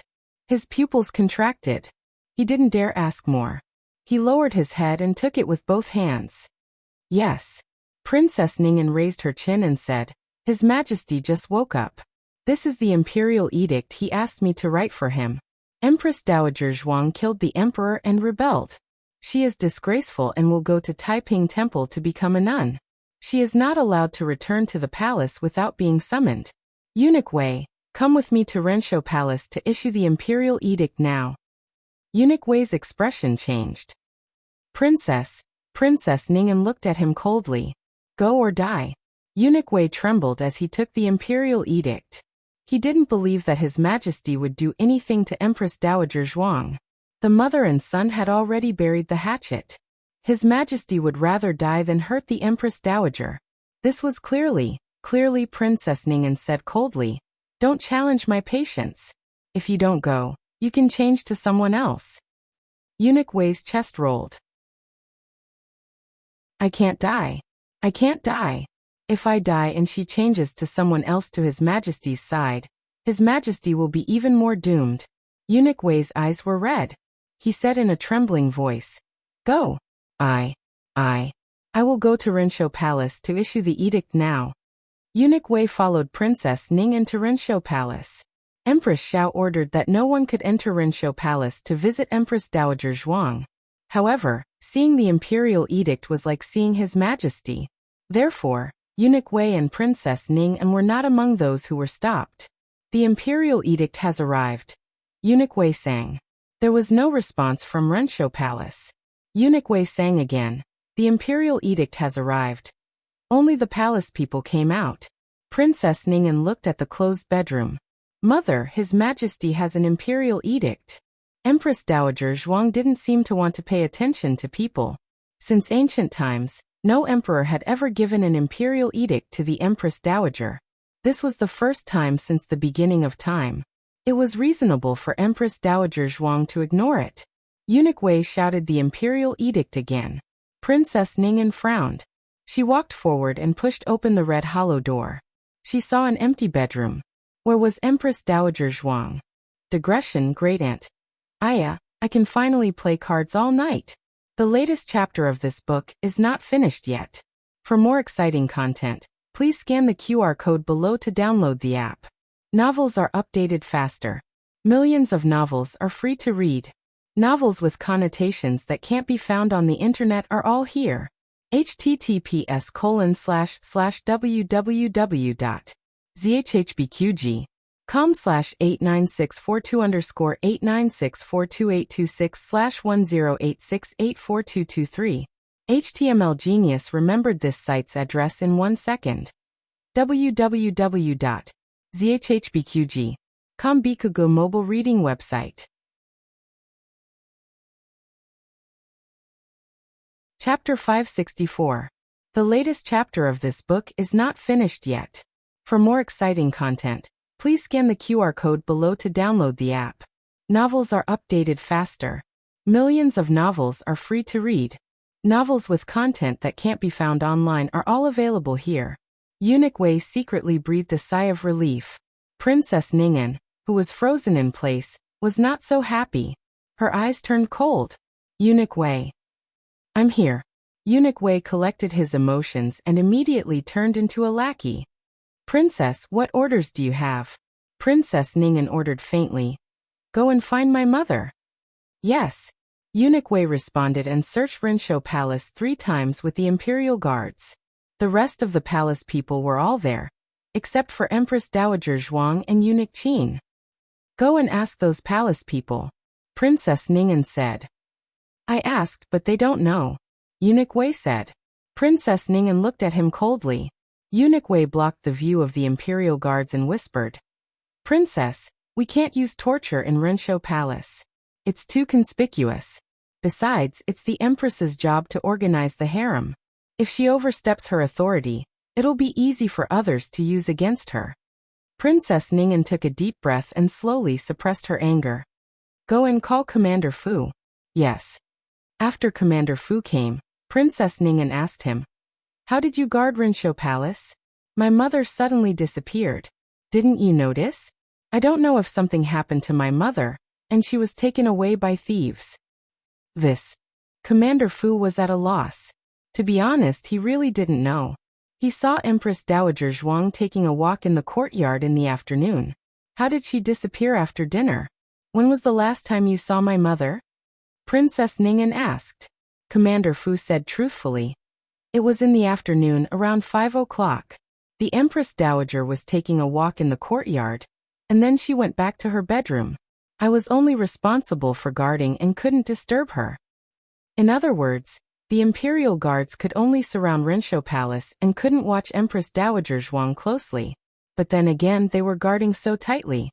How did the Empress Dowager disappear? The moon was dark and the wind was strong. A figure swept onto the roof where the cold wind was whistling and nimbly jumped on the eaves and walls in the dark night. Not long after, the figure entered Jadewater Alley and landed in Gu Jiao and Xiao Heng's home. It was not early now, so Yao Shi and the children had all gone to bed. Only Gu Jiao, Xiao Heng, and the old chancellor were still sitting in the central room. Hearing the commotion in the courtyard, Gu Jiao stood up. Xiao Heng walked over before her and opened the door. Gu Qingfeng carried a person on his back as he entered, looking travel-worn. Panting heavily, he said, I'm so tired, so tired. It's too far from the palace. Xiao Heng looked in the direction of the courtyard and closed the door behind Gu Qingfeng. Gu Qingfeng carefully placed Empress Dowager Zhuang on the chair. Be careful. The old chancellor stretched out his hand to support him. Are you freezing? Empress Dowager Zhuang ignored him. He took a closer look, and his expression changed. Gu Qingfeng turned around and pulled at his collar while looking at the unconscious Empress Dowager Zhuang. Is the Empress Dowager asleep? Could it be that she was knocked out by him? Well, he was indeed a bit fast just now. Zhuangjins, Zhuangjins, Zhuangjins. The old chancellor called a few times, and his heart tightened. Could it be that something happened? Gu Jiao bent down and approached her grandaunt. Grandaunt, we need one more. Empress Dowager Zhuang instantly woke up, opened her eyes and sat up. Where? Then she really went to play the Yi card. Everyone looked at her vigorous figure with her sleeves rolled up, ready to fight for 300 rounds, and the corners of their mouths twitched. Gu Qingfeng. Has she been looking forward to playing cards for a long time? Princess Ningen took Eunuch Wei to Qiankuan Palace to report to her about the Imperial Edict and Rinshou Palace. Empress Xiao put down the half-read account book in her hand and said to Princess Ningen indifferently, If there is such a thing in the future, you better inform me first. Princess Ningen bowed. Yes, sister-in-law. Eunuch Wei broke out in a cold sweat for Empress Xiao. Empress Xiao called Eunuch Su. You go and tell Commander Fu that no matter if Empress Dowager left by herself or was kidnapped, he must find her, both in the palace and outside the palace. Yes. Eunuch Su responded. Empress Xiao glanced at the two indifferently and said, Princess Ningen, you go back first. Eunuch Wei, stay. Ningen, please excuse me. Princess Ningen bowed, took a few steps back, and brushed past Eunuch Wei. Eunuch Wei looked straight ahead and maintained the posture of bowing. Princess Ningen also didn't have the slightest change, and left Qiankuan Palace. Empress Xiao looked at the imperial edict in her hand, and looked at Eunuch Wei seriously. I ask you, did His Majesty really wake up just now? Eunuch Wei said, yes. Empress Xiao suspiciously said, when His Majesty was issuing the imperial edict, you were always there? Eunuch Wei nodded. Yes, I served him with the brush and ink. After finishing the edict, His Majesty exhausted his vitality and fell asleep again. Empress Xiao frowned. She could be suspicious of anyone, but she could still trust Eunuch Wei. Empress Xiao sighed. I understand. Keep the imperial edict well, and take good care of His Majesty. The next time His Majesty wakes up, remember to send someone to inform me first. I will remember. After leaving Qiankuan Palace, Eunuch Wei headed in the direction of Pure Flower's palace. He hadn't taken a few steps when he saw a beautiful figure under a large tree. He jumped in fright. Princess. Princess Ningen turned around with a smile that wasn't a smile. Eunuch Wei blinked and bowed. Princess, the Empress just asked. There's no need to tell me. I don't think you have the guts to betray me in front of the Empress. Yes. Eunuch Wei smiled embarrassedly. Then the princess is waiting for me here. This. Princess Ningen tossed him a porcelain bottle. Tomorrow's medicine. Give it to His Majesty at dinner time. Eunuch Wei's eyes flashed. Ah, yes, this servant will definitely do as instructed. Princess Ningen chuckled. If you can't. Eunuch Wei shook his head like a rattledrum. I don't dare. This servant's life is in the princess's hands. If the princess tells this servant to go east, this servant doesn't dare to go west. Princess Ningen's lips hooked coldly. It's good that you know. All right, hurry and go serve imperial brother. This medicine isn't foolproof. If he really wakes up, Eunuch Wei hurriedly said, this servant won't let anyone discover that His Majesty is awake. This servant will immediately notify the princess. It's good that you know. After saying this, Princess Ningen calmly returned to J Cloud's hall. After confirming that she was far away, Eunuch Wei let out a long sigh of relief and quickly returned to Pure Flower's palace. It's been so long. I wonder how the swim bladder in His Majesty's mouth is doing? Did he sprinkle the medicine? Did he swallow it? Eunuch Wei arrived in front of the dragon bed and sent the palace servants away. He then pried open the emperor's mouth and slowly took out the swim bladder. The medicine inside was still there. Eunuch Wei's heart relaxed. I have to quickly take care of it. Eunuch Wei took the swim bladder and walked out. He vaguely felt like he had forgotten something, but he couldn't remember what it was. The immobile emperor. Our underpants. There's something in our underpants. There was no wall in the world that didn't have a crack. The news of Empress Dowager Zhuang colluding with Minister Xing to murder the emperor quickly spread through the capital. The civil and military officials, and the citizens of the capital never expected that the mastermind behind the scenes would be Empress Dowager Zhuang. But if one carefully thought back to the years when Empress Dowager Zhuang controlled the court and suppressed the emperor, it wasn't hard to accept the fact that she was the mastermind. The people began to voice a crusade against Empress Dowager Zhuang, but the Zhuang family actually remained silent at such a critical moment. Grand Tutor Zhuang also claimed that he was sick and didn't attend court. This caused Empress Dowager Zhuang's reputation and situation to worsen. Grandfather. Royal Prince angrily rushed to Grand Tutor Zhuang's courtyard. The guards at the door couldn't stop him even if they wanted to. Grand Tutor Zhuang was practicing calligraphy in the study. When he heard his grandson's voice, he didn't even lift his eyelids. He dipped the tip of his brush in ink and said, Shouldn't you be on duty in the inner court at this time? Royal Prince did go to the inner court, but he immediately returned after hearing some things. Thanks to his status, no one in the inner court dared to stop him. He came to the desk and looked at Grand Tutor Zhuang, who was concentrating on practicing calligraphy. He understood that he wasn't really sick these days. He just didn't attend court on purpose. "Grandfather, have you heard about Grandaunt?" he asked. Grand Tutor Zhuang didn't look at him. He wrote the character for Shan. "This isn't something you should worry about." Royal Prince looked at Grand Tutor Zhuang with burning eyes. "This isn't something I should worry about. Then what about grandfather?" "Grandfather, aren't you worried? Something so serious happened to the Empress Dowager. Shouldn't grandfather come out to protect her reputation and go to the Supreme Court and Ministry of Justice to find evidence of her being slandered?" Grand Tutor Zhuang's brush paused. He glanced at him. "How do you know it's slander?" Royal Prince said seriously. "The Empress Dowager wouldn't do such a thing. If she wanted His Majesty's life, she wouldn't have waited until now. Grandfather knows the Empress Dowager's methods better than I do." Grand Tutor Zhuang asked, "So what?" Royal Prince looked deeply at Grand Tutor Zhuang. "Grandfather, are you planning to stand by and watch?" Grand Tutor Zhuang didn't admit or deny it. "I'm doing this for the Zhuang family." Royal Prince sneered. "For the Zhuang family? What for the Zhuang family? Without the Empress Dowager's protection, can the Zhuang family still be the Zhuang family of the past?" Grand Tutor Zhuang slammed the brush on the table. "Then do you think the Empress Dowager is still the Empress Dowager of the past? She drew a clear line between her and the Zhuang family long ago." Royal Prince clenched his fists and said bitterly, "So grandfather just watched and didn't save her? She's your younger sister.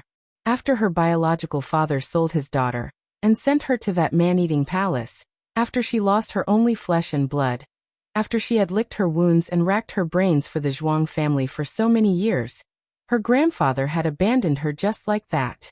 Grandfather only remembers the year she drew a clear line between her and the Zhuang family, but he doesn't remember the decades when the Zhuang family ate her flesh and blood." Grand Tutor Zhuang said angrily, "Enough." Royal Prince wasn't intimidated by Grand Tutor Zhuang's anger. He looked disappointedly at Grand Tutor Zhuang, whom he had respected for so many years. "Grandfather, when I was 8 years old, you sent me to Qin country as a hostage. The Empress Dowager tried her best to stop you. She said that it was enough for the Zhuang family to have her, and that there was no need to sacrifice more people. What did grandfather tell me? Grandfather, you said that it was too hard for the Empress Dowager to support the Zhuang family alone. She couldn't bear everything alone. So I went. I was humiliated all those years in Qin country, but I never regretted it. But now I regret it. Grandfather, you didn't do it for the Empress Dowager or the Zhuang family. You only did it for yourself." These words were harsh, but Grand Tutor Zhuang was past the age to argue with the younger generation. He suppressed his anger and continued to write a few words. He said, You're my most outstanding grandson and the future heir of the Zhuang family. I hope you can understand your identity." Identity. Royal Prince laughed at himself and didn't say anything else to Grand Tutor Zhuang. He had already understood his grandfather's meaning. It was useless to say more. It was better to save his energy. Grand Tutor Zhuang called out to him, "Where are you going?" Royal Prince turned around and said coldly, "Grandfather doesn't care about the Empress Dowager. Then I can only save the Empress Dowager myself. I'm going to reverse the verdict for the Empress Dowager." Grand Tutor Zhuang threatened, "If you dare to take a step out of the Zhuang family, don't come back to see me again." Royal Prince clenched his fingers and stepped over the threshold. Grand Tutor Zhuang said in a low voice, "I mean what I say. Zhuang Yuheng, your identity was given by me. Your power and status were also given by me. Without me, without the identity of the Zhuang family's legitimate grandson, you Zhuang Yuheng are nothing in the capital. Think carefully. It's not hard for you to walk out of the manor today, but it won't be so easy for you to come back in the future." Royal Prince heard this and retracted his foot. Grand Tutor Zhuang raised his eyebrows in satisfaction. "Don't go to the cabinet these few days. Stay at home." Before he could say the words rest, Royal Princeton lifted the hem of his robe and knelt on the ground. He put his hands on the ground and kowtowed heavily. With just one kowtow, his forehead turned red. "Thank you, grandfather, for teaching me." Grand Tutor Zhuang was stunned. Royal Princeton's eyes turned red. He kowtowed for the second time. "Thank you, grandfather, for teaching me." Blood seeped out of his forehead and his eyes were watery. Grand Tutor Zhuang's expression changed. He shouted, "Zhuang Yuheng." Royal Princeton didn't stop. He kowtowed for the third time. His hot tears fell onto the cold floor. "Thank you, grandfather, for your love. Yuheng is unfilial." After he finished speaking, he stood up with his forehead full of blood. He turned around with a choked voice and ran into the night without looking back. The latest chapter of this book is not finished yet. For more exciting content, please scan the QR code below to download the app. Novels are updated faster. Millions of novels are free to read. Novels with content that can't be found online are all available here. https://www.zhbqg.com/89642_8964286/10866245 HTML Genius memorized this website's address in 1 second. www.zhbqg.com Bikugo mobile reading website.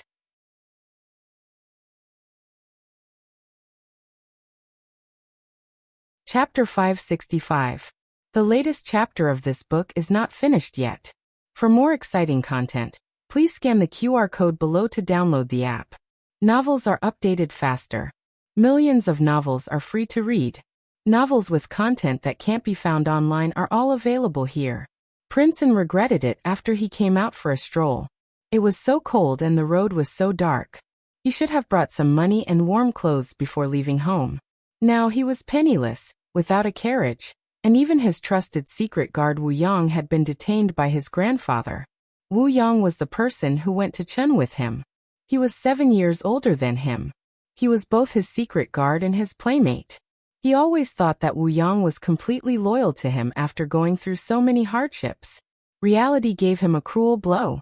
Unknowingly, he had wandered around the capital for several hours and fell several times. There were still many people on the street. However, for the first time in his life, he felt that the bustle had nothing to do with him. He walked through the busy streets and came to a small courtyard where he used to live. However, he was stopped by the servant inside when he was about to enter. The servant said awkwardly, "Prince, I just received orders from the Zhuang family.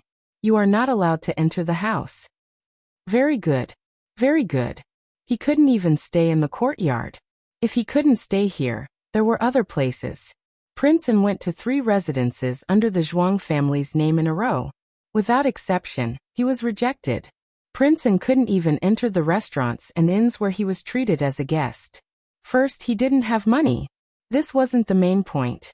In the past, he didn't have money and could do whatever he wanted in the capital. There were many people fighting to pay him. The second point was the main point.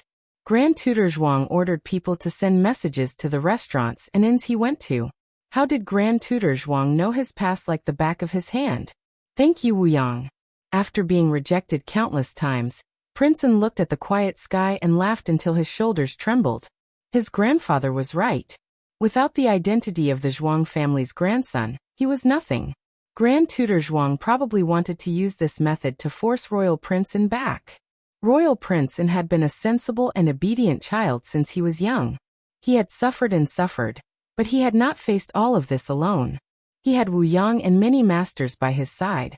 He had the Empress Dowager and Grand Tutor Zhuang behind him. Now he had nothing left. He couldn't even find a place to stay. It was sad and laughable. However, there was one thing that he was very thankful for, and that was that Gu Jiao had cured his eyes. He was no longer night blind. Otherwise, it would be an extravagant hope for him to even walk on the streets. The biting cold wind cut his face like a knife. At first, he could still feel the pain, but gradually he became numb. After walking for a while, even his mind was numb. He had no idea where he was. When he realized where he was, his eyebrows twitched, and he turned around to leave. Unfortunately, it was too late. A small mushroom head poked out from the door. Are you looking for someone? Royal Prince opened his mouth. The courtyard door was pushed open by the little bean, and the candlelight in the courtyard came in. The little bean saw his face clearly and said, "You're the big brother who came to my house. We've met in the countryside. Do you still remember me, brother?" Royal Prince was speechless. When Gu Jiao's family was still in the countryside, he went to their house. In order to meet the Empress Dowager, he went there more than once. But how long had it been? How could the little bean still remember him? Then, before Royal Prince passed by and didn't disturb them, the little bean rushed into the courtyard and shouted, "Brother-in-law, there's a guest at home." Royal Prince was shocked. Xiao Heng came over and said to little Jing Kong, "Do you want to sneak out to play again?" Little Jing Kong blinked guiltily. "I didn't." After saying that, he ran away. Xiao Heng looked at Royal Prince, who was trying his best to stay calm, but was actually at a loss. He didn't know what to say. Royal Prince also felt guilty. Although he wasn't an adult according to the customs of the Zhao kingdom, he was going to get married, and the ceremony would be brought forward. Soon he would be a real man. Men were all prideful, especially in front of love rivals and rivals. Royal Prince made up his mind not to let Xiao Heng see that he was a stray dog. He straightened his back and said with a strong aura, "I'm just passing by. I'm not here to be a guest. I'll leave first." Xiao Heng looked at him deeply and said, "Come in and sit." Royal Prince was stunned. Were they close? He was just passing by. Xiao Lulang actually invited him to sit in the room? "Fine, I'll sit. Who's afraid of who?" Royal Prince nodded without changing his expression, and entered the room with Xiao Heng with a cold face. At this time, the young men were running around in the courtyard. The front and back doors of the central room were open, and there was no fire. Xiao Heng invited Royal Prince to sit on the chair by the table, and poured a cup of hot tea for him. Royal Prince had been wandering the streets for the whole afternoon and half the night. He was cold and thirsty. He took the teacup and slowly took a sip.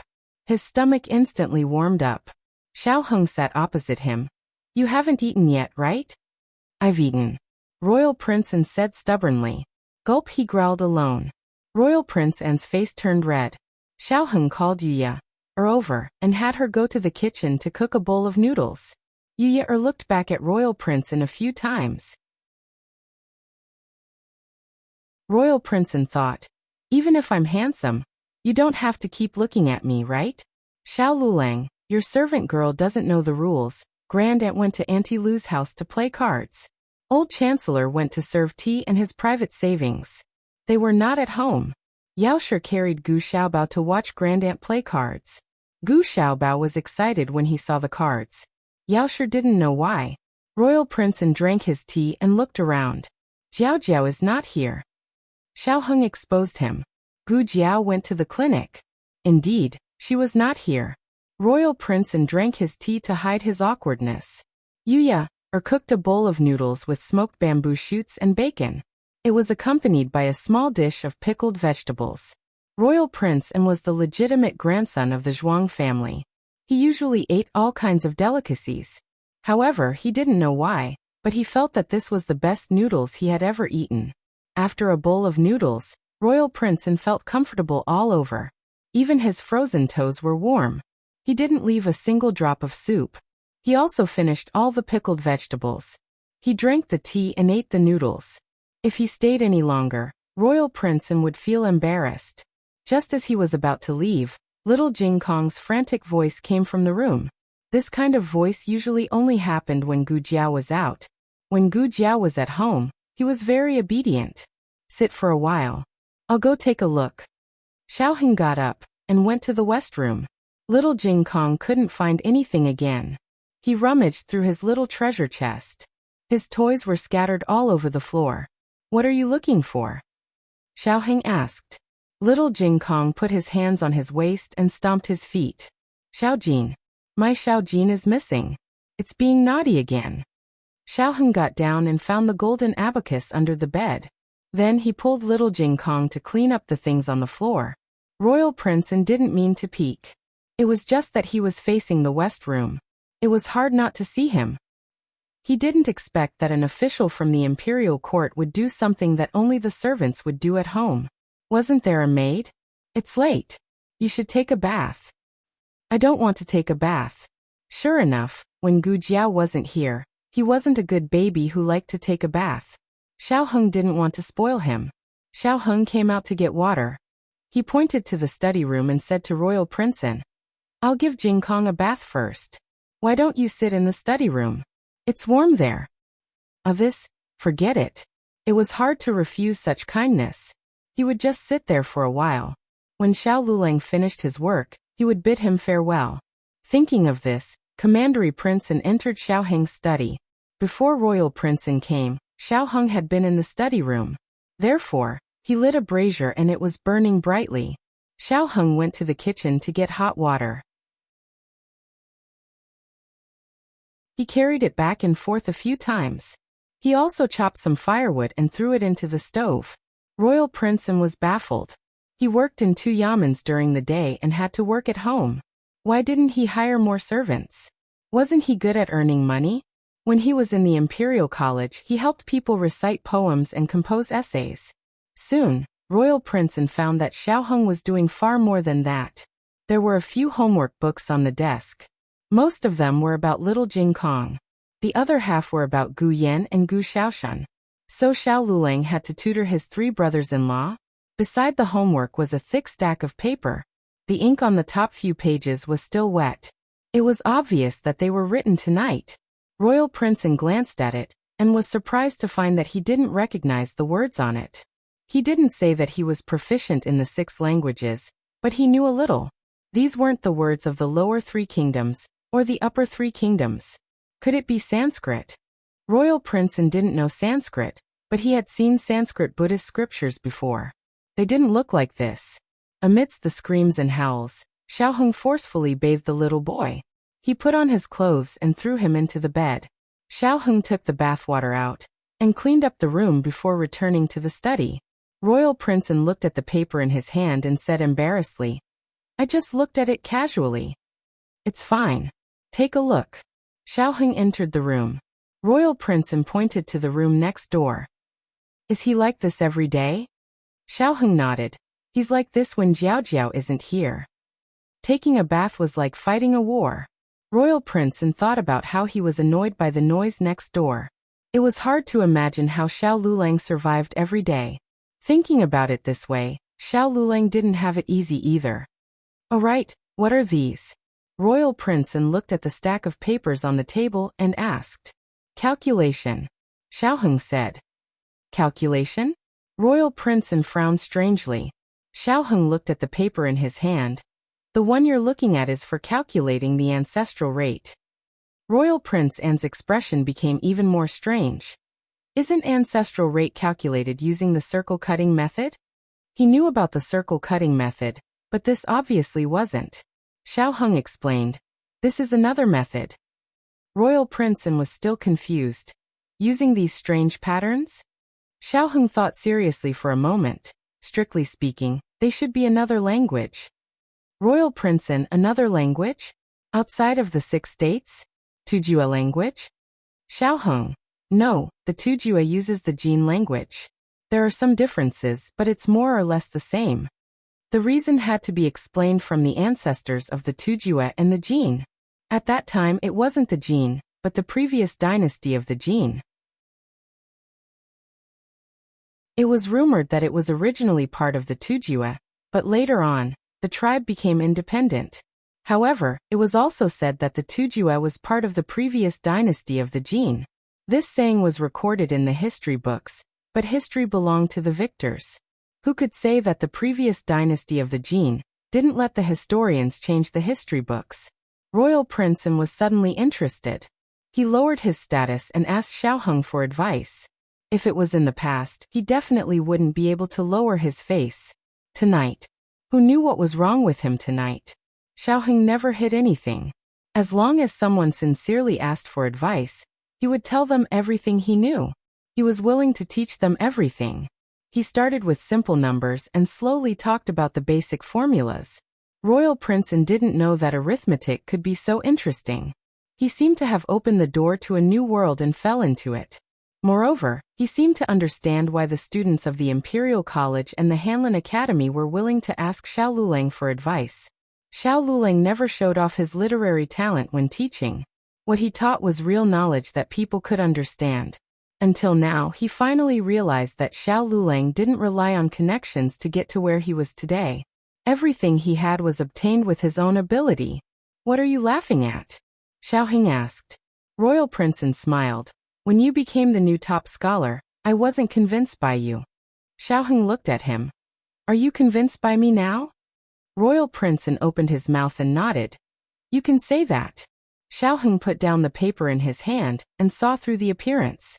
He hit the nail on the head. "You can stay overnight. 1 tael of silver per night." Royal Princeton choked. Cough, talking about money hurts feelings. Xiaoheng said calmly, "On credit, 30% interest." "There was interest? Wait, how did you know I wanted to pay on credit?" Royal Princeton coughed softly. In which room?" Xiaoheng raised his finger. "Next door." Royal Princeton's face darkened. He couldn't lose face in front of Xiao Lulang. "Let's make it clear first. I'm not homeless. It's just that I can't refuse your kindness. I'll reluctantly stay for 1 night." As he spoke, he went to the old chancellor's side like a proud peacock. The big rooms were all full. There was only one small room left. Until he crossed the threshold, he maintained the pride and nobility that a royal prince should have. After Xiaoheng left and closed the door for him, he subconsciously looked at himself in the bronze mirror. In the middle of the night, there was a series of screams that sounded like a pig being slaughtered. Ah! This beggar with messy hair, a straw stuck in his head, a face full of dirt, his clothes torn open, and his sleeves torn 3 times was not him. The latest chapter of this book is not finished yet. For more exciting content, please scan the QR code below to download the app. Novels are updated faster and more complete. Millions of novels are free to read. There are novels with connotations that can't be found on the internet here. https://www.zhhbqg.com/89642_826/10866148. HTML Genius remembered the website address in 1 second. www.zhhbqg.com Bikugo mobile reading website.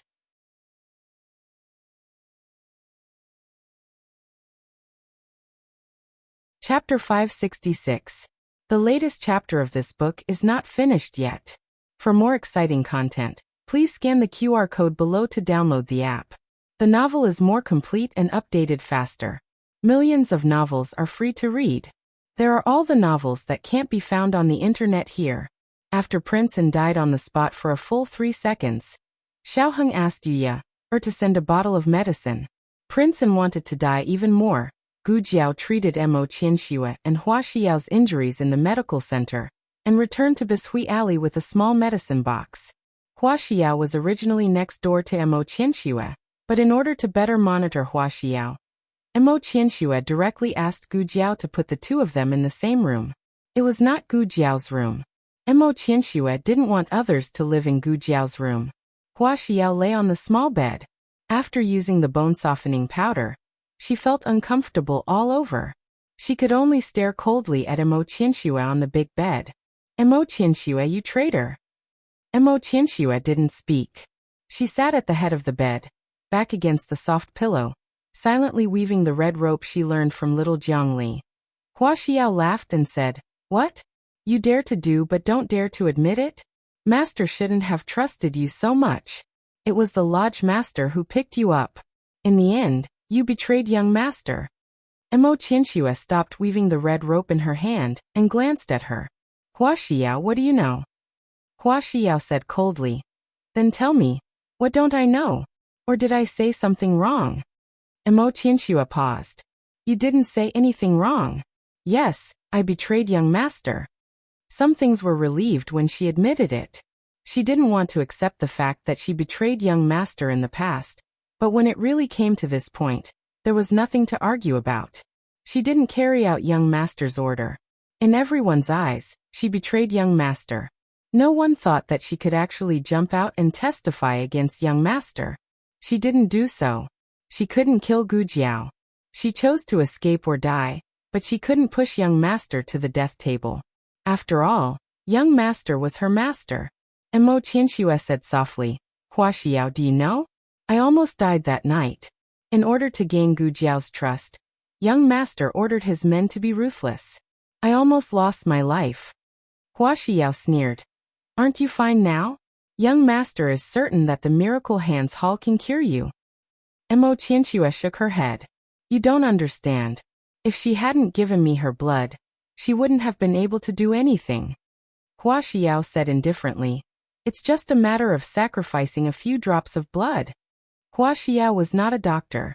She didn't understand that not everyone's blood type could be transfused with each other. Obviously, the young master of a mortal music house didn't know. So the young master really didn't care about her life or death.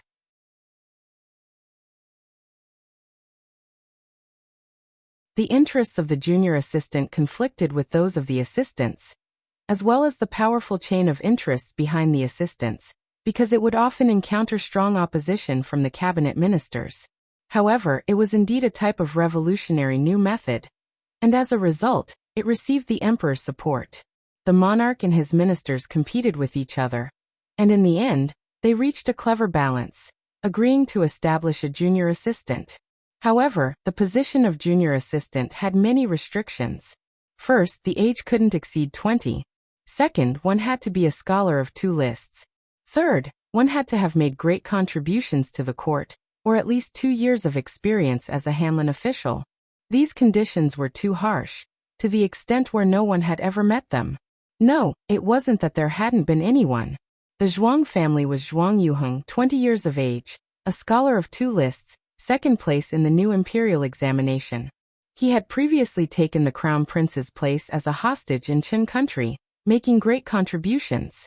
However, on one hand, he was a member of the Zhuang family. On the other hand, Grand Secretary Yuan actually had another candidate he favored. Unfortunately, the conditions weren't met. Grand Secretary Yuan sighed regretfully. The 2 matters that gave Empress Xiao the most headaches recently were the emperor's illness and Empress Dowager Zhuang's whereabouts. The emperor's head was injured, and the imperial doctors couldn't say when the emperor would wake up. As for Empress Dowager Zhuang's whereabouts, there was no progress either. There were checkpoints at the city gates. How high were the city walls? How high were the walls of Rinshou Palace? Empress Xiao didn't believe that Empress Dowager Zhuang had the ability to fly out of the imperial city, so Empress Dowager Zhuang was definitely still in the city. Empress Xiao ordered Commander Fu to increase the search efforts. In the past few days, Princess Ning'an either stayed at Pure Flower's palace to accompany the emperor, or went to Cunning Palace to pay respects to Empress Xiao. No one found her actions strange. One of her 2 backers in the imperial palace was gone, and the only remaining emperor was unconscious. If she didn't curry favor with Empress Xiao, how could she establish herself in the imperial palace in the future? In addition, her son Huang Fuxian didn't come out to cause trouble these days. She really was someone who understood the situation. In the afternoon, Princess Ning'an went to Empress Xiao's Cunning Palace again. Empress Xiao was checking on Qin Chuyu's homework in the warm room. Qin Chuyu was stuttering and absent-minded, giving Empress Xiao a headache. Can you focus a bit more? I want to see Imperial Father. Qin Chuyu said pitifully. Didn't I already take you to see him? Qin Chuyu was the emperor's son. How could Empress Xiao not take him to see the emperor? She also took the crown prince. The crown prince was an adult. No matter how sad he was, he could only cry secretly. Qin Chuyu, on the other hand, would cry like a ghost and howl like a wolf when he pounced on the emperor. Those who didn't know would think that his imperial father had already passed away, and he was mourning for his imperial father. Empress Xiao didn't dare to take him there anymore. A young eunuch stuck his head in at the door. Eunuch Su walked over and asked him a few questions. When he came back, he reported, Empress, Princess Ning'an is here. Empress Xiao frowned. Take the 7th prince to the study and let him carry him properly. I'll check on him later. Yes. Eunuch Su took Qin Chuyu's hand and led him to the study.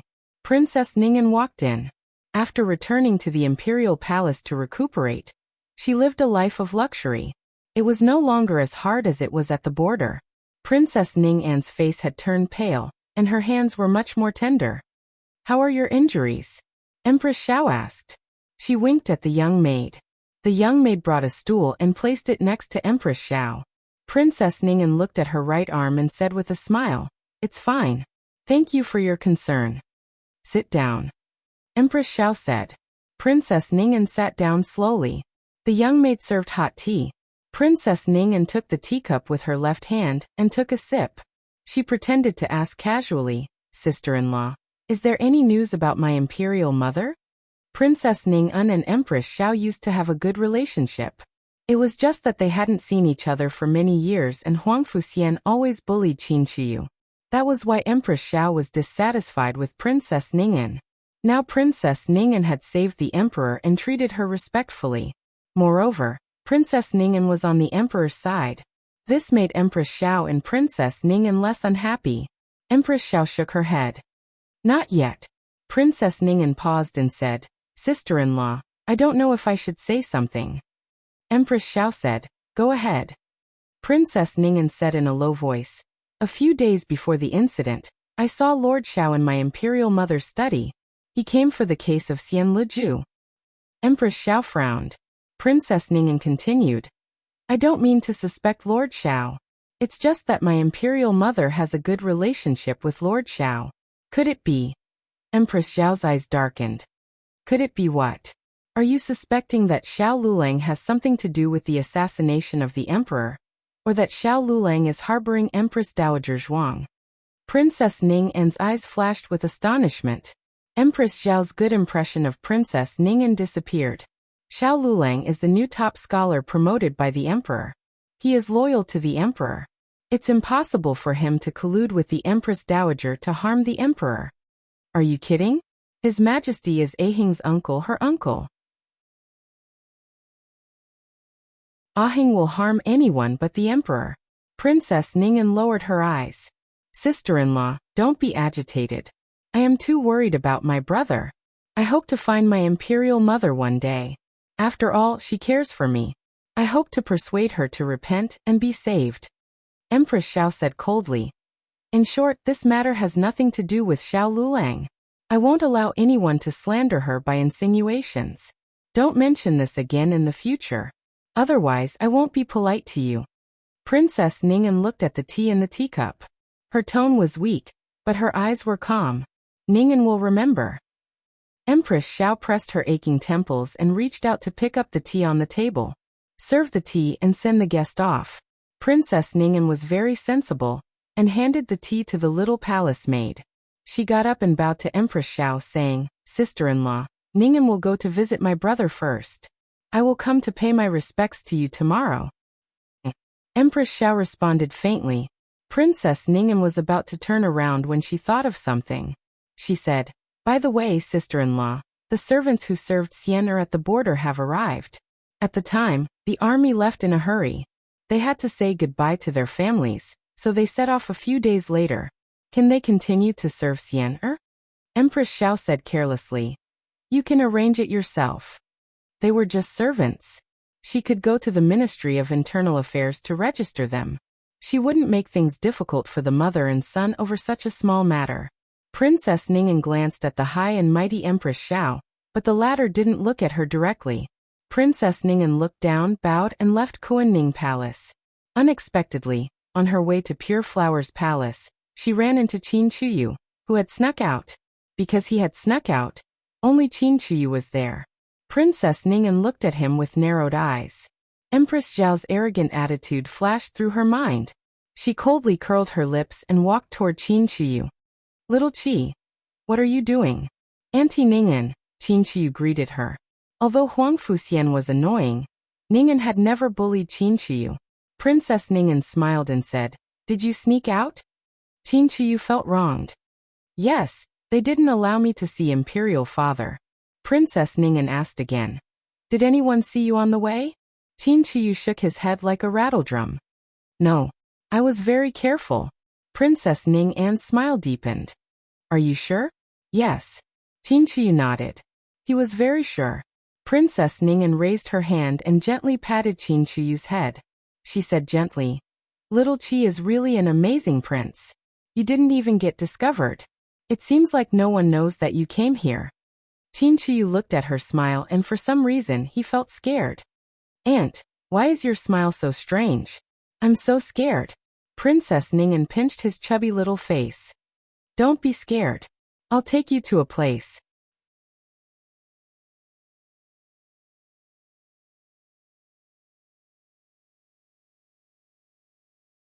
Chapter 567. The latest chapter of this book is not finished yet. For more exciting content, please scan the QR code below to download the app. Novels are updated faster and more frequently. Millions of novels are free to read. Novels with content that can't be found online are all available here. The lake water in the first month was bone-chilling. Even though Princess Ning'an could swim, she was still frozen to the point of almost losing consciousness. Coupled with the heavy winter clothes, she couldn't swim at all. By the time Princess Ning'an finally managed to swim ashore, she was already half dead. The little fatty who caused her to fall into the water was long gone. Huang Fuxian didn't run away. He just sat in a wheelchair by the shore.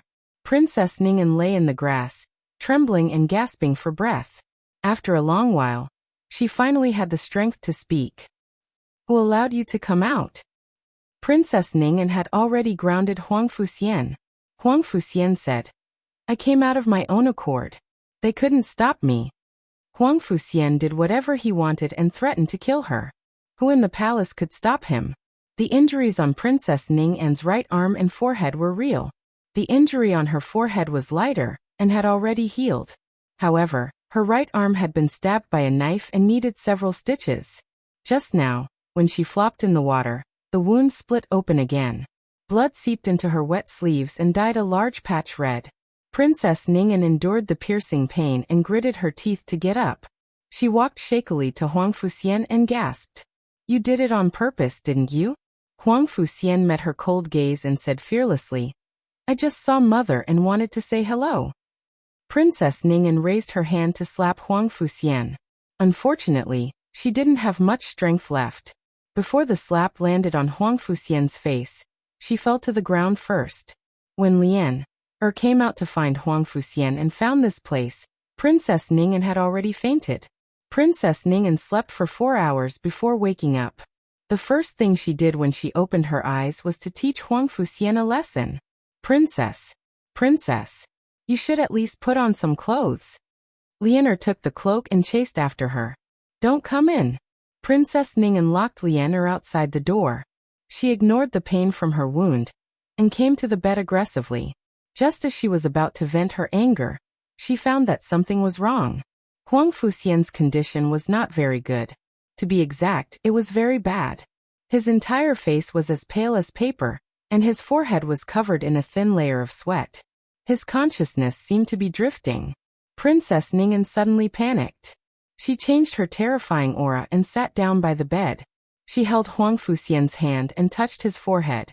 Xian, what's wrong with you? Don't scare me." Huang Fuxian was tortured half to death by the pain of his broken limbs, but he did not say a word. He just silently endured the pain of his flesh being pierced by the bones. Princess Ning'an choked and said, Xian, talk to your mother.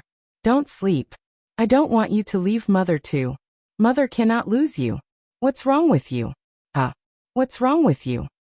As she spoke, she turned around and shouted towards the door. "Imperial physician. Summon the imperial physician." Huang Fuxian finally opened his eyes and looked at her. He used most of his willpower to endure the pain and said weakly, "Stop, Mother." Princess Ning'an's emotions stopped abruptly. "What did you say?" Huang Fuxian's breath was drifting. "I will be filial to you for the rest of my life. I will be filial to you. I will not be angry with you. I will not make you angry. I will be your good son. Let's leave here. Go far away, to a place where no one knows, just like when I was young, when I liked you." Princess Ning'an expressionlessly wiped the tears from the corners of her eyes. "They killed your father, killed your grandmother, and destroyed the great cause that should have belonged to you. I don't want those. Huang Fuxian grabbed her hand. The pain was eating away at him. His eyes were red. I only want you. Let's leave here, okay? No. Princess Ning'an coldly withdrew her hand. She stood up and looked down at the pale Huang Fuxian. Live well. When you grow up, leave an heir for your father. Then she turned and left the room. Lian came over with the imperial physician. She looked at her mistress strangely. Princess. What's wrong? Princess Ning'an didn't answer her. Instead she said, let the imperial physician take a look. Yes. Lian brought the imperial physician into the room. Princess Ning'an returned to her room. Not long after, Lian anxiously reported, Princess, the young master is not cooperating. The imperial physician is not allowed to treat him. Princess Ning'an said indifferently, I see that he has so much strength. He should be fine for a while. I won't treat him. Just let him be in pain. Lian opened her mouth. Princess. Princess Ning'an's eyes flickered. Send an imperial physician to guard him. Princess Ning'an's expression was extremely cold. She quietly stood in front of the window and looked at the courtyard that was as still as snow. Then she looked up at the crescent moon in the sky. Suddenly, she seemed to have made a decision. She turned and walked in the direction of Pure Flower's palace. Pure Flower's palace. Eunuch Wei had just finished wiping His Majesty's body and was about to go to the small kitchen to find something to eat. Just as he walked into the garden, a figure suddenly appeared and covered his mouth. He was so shocked that he started whimpering. It's me. The other person said in a small voice. Eunuch Wei was stunned. The other person removed his hand. Eunuch Wei turned around and said in surprise, Eunuch Qin? Shoo. Eunuch Qin made a shushing gesture and pulled him behind a large tree. Eunuch Wei was puzzled. Didn't you escape? Why are you still in the palace? Eunuch Qin said.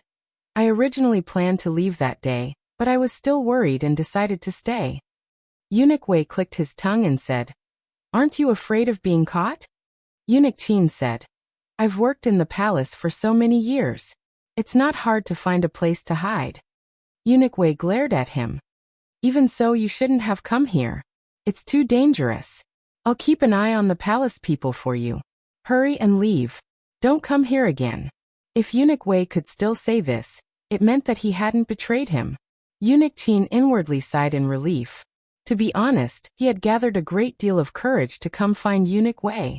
He was worried that if Eunuch Wei really did betray him, then his appearance would spell his death. Eunuch Qin looked around and lowered his voice. Tell me, what exactly happened in the imperial study that day? How did His Majesty become like this? Also, what's up with His Majesty's shadow dragon guards? Who's there? When Princess Ning'an passed by the small garden of Pure Flower's palace, she saw a sneaky figure behind a large tree. Eunuch Wei awkwardly walked out from behind the large tree. Princess? Princess Ning'an asked suspiciously. What are you doing sneaking around there? Eunuch Wei smiled and said, This one lost the key and was looking around. Did you find it? Princess Ning'an asked. No. Eunuch Wei said regretfully. Princess Ning'an coldly hooked her lips and walked towards Eunuch Wei. A trace of unconcealable panic flitted across Eunuch Wei's face. Princess Ning'an walked closer and saw the other figure on the ground. Her eyes turned cold. Hurry and get out here. That figure timidly walked out. Princess Ning'an frowned. You are. Eunuch Wei hurriedly blocked the person behind him and begged. Princess, this servant didn't do it on purpose. This servant won't dare to do it again, this servant. Princess Ning'an looked at Eunuch Wei's hand grabbing the other person's wrist and realized something. She burst out laughing. So Eunuch Wei is also into food. The palace really does prohibit it, but this princess is kind-hearted and didn't see anything tonight. Eunuch Wei pulled the palace maid behind him to kneel. Many thanks, princess. Many thanks, princess. Eunuch Qin only walked out from behind the large tree after Princess Ning'an went to the emperor's sleeping quarters. Everyone let out a long sigh of relief. This person can be trusted, right? Eunuch Qin was referring to the palace maid that had been pulled in at the last minute to put on a show. She can be trusted, don't worry, Eunuch Wei said. who didn't have a few trusted subordinates. She was the one who had reported that Princess Ning and had entered Pure Flower's palace. Eunuch Wei. Princess Ning An's indifferent voice came from inside the sleeping quarters. Coming. Eunuch Wei hurriedly gestured to Eunuch Qin to leave quickly. Eunuch Qin looked at the emperor's sleeping quarters, then walked out of Pure Flower's palace with a dark expression. Princess. Eunuch Wei cheerfully walked up to Princess Ning, and Princess Ning sat on the emperor's chair and put down the finished imperial edict. She said to Eunuch Qin, "All right, use the imperial jade seal to stamp it." This. Eunuch Wei stared at the imperial edict and his eyes widened. Princess. Princess Ning smiled. What? Did I write something wrong? His Majesty's body is not well and he can't personally govern. The Empress Dowager also colluded to plot against His Majesty. The country can't go a day without a ruler. Is there anything wrong with letting the Crown Prince handle court affairs in His Majesty's place? Isn't this the rule set by the old ancestor? This is the rule set by the old ancestor, but your last sentence is against the rules. How can you go to court to supervise the country? Eunuch Wei tried his best to dissuade her. The Empress probably won't admit it so easily. Princess Ning sneered. She'll either admit to everything written on the imperial edict or not. I bet she'll let her son personally govern the country. Of course Empress Xiao would let the Crown Prince personally govern, even if the price was another Princess Ning to supervise the country. Empress Xiao probably didn't care about this widowed princess who had been acting subservient in front of her recently. If she was going to supervise the country, then so be it. If she was unhappy one day, she could have the Crown Prince remove Ning An's authority at any time. But would things really go so smoothly? Ning An wasn't a sheep, she was a wolf. It was hard to say whether it was the Crown Prince who removed Ning An's authority, or if it was Ning An who removed the Crown Prince. Back then, Empress Dowager Zhuang had used her authority to supervise the country step by step to cover the sky in court. Eunuch Wei wanted to cry. It's over, it's really over now. At night, an eagle circled above the imperial palace. It let out a cold cry and flew into the night sky.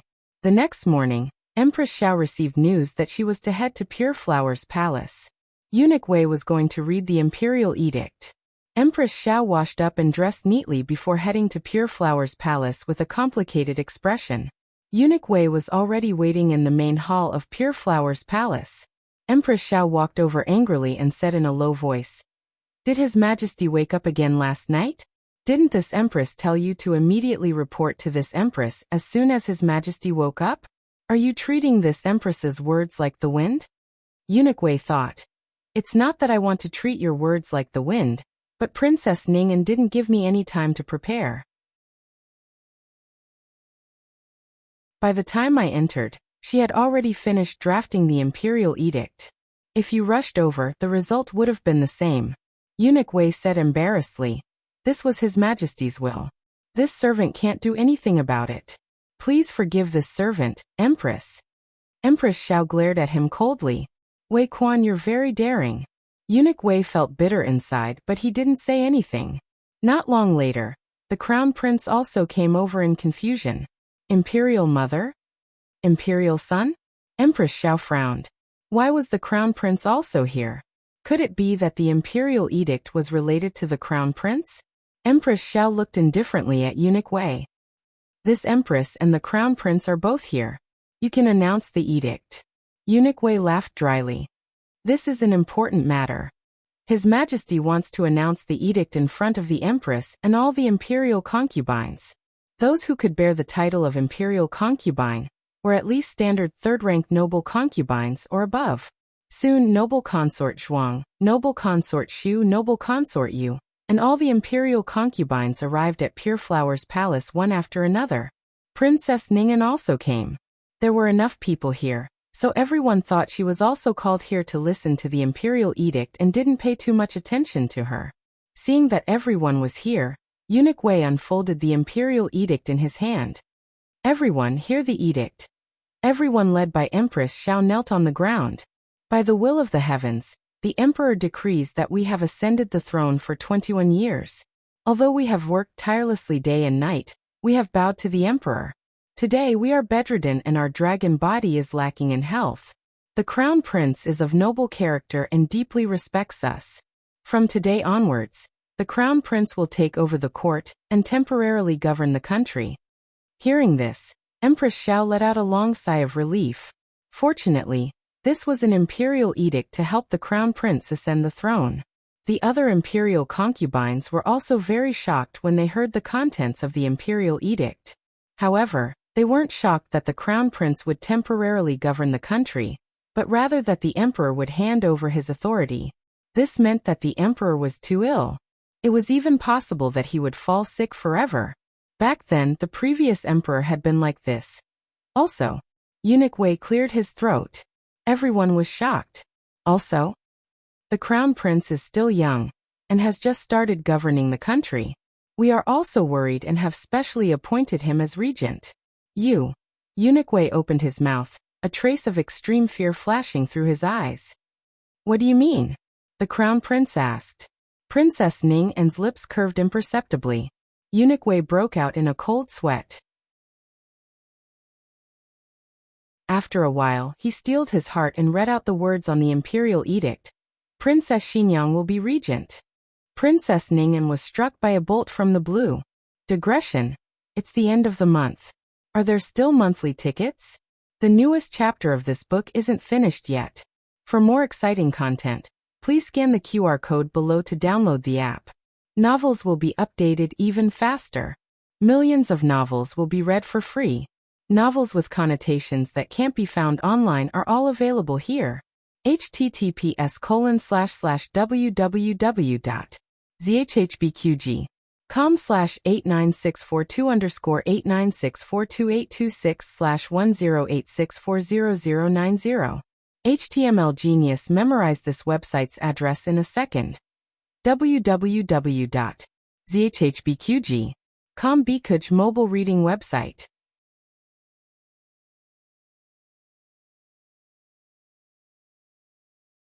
Chapter 568. The latest chapter of this book is not finished yet. For more exciting content, please scan the QR code below to download the app. Novels are updated faster. Millions of novels are free to read. Novels with connotations that can't be found online are available here. The rest of the people didn't have as big of a reaction as Princess Ning An, but they were also very strange. His Majesty, why did he let a princess govern the country? The one who asked was noble consort Zhuang. If it was revealed today that Princess Ning An would govern the country, she would also ask the same question. Since Empress Dowager Zhuang was the Empress Dowager, she had set a precedent for a woman to govern the country. However, Empress Dowager Zhuang was the empress, and Princess Xinyang was only a princess. Moreover, she didn't hear that His Majesty loved this princess very much. The relationship between the emperor and Princess Xinyang was indeed not very close.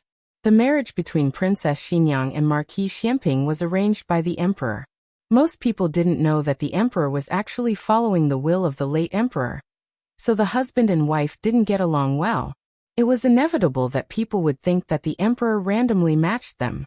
Princess Xinyang probably had complaints about the emperor in her heart. Everyone thought so. So why did the emperor let her govern the country? This imperial edict isn't fake, is it? Noble consort Zhuang's mouth really didn't have a lock.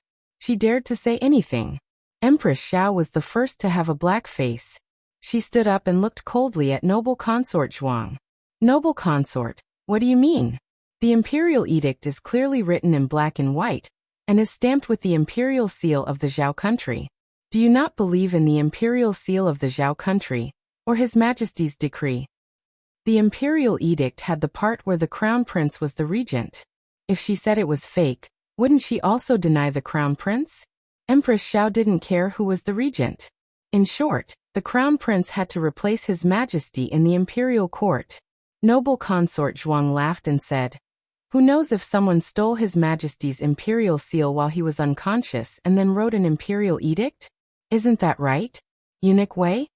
Eunuch Wei's temples suddenly jumped. Noble consort Zhuang. Oh, noble consort Zhuang, you're usually so stupid. How come you're smart today? That's right, that's the truth. But unfortunately, I can't admit it.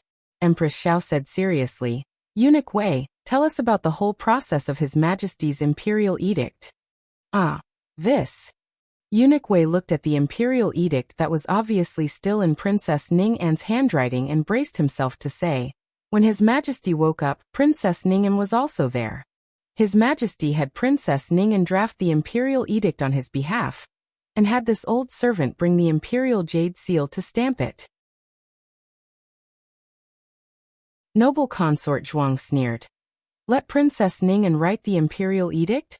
Why is it that every time His Majesty wakes up, Princess Ning'an is there? When we go to visit His Majesty never wakes up. This was referring to the matter of the Emperor asking Princess Ning'an to draft an imperial edict to punish the Empress Dowager. Empress Xiao said coldly. That's because you can't wake His Majesty up. Don't you know whether His Majesty wants to see you or not? Wasn't that right? These women in the harem added together were not as important as Princess Ning'an. Noble consort Zhuang was completely choked, and had no words to refute.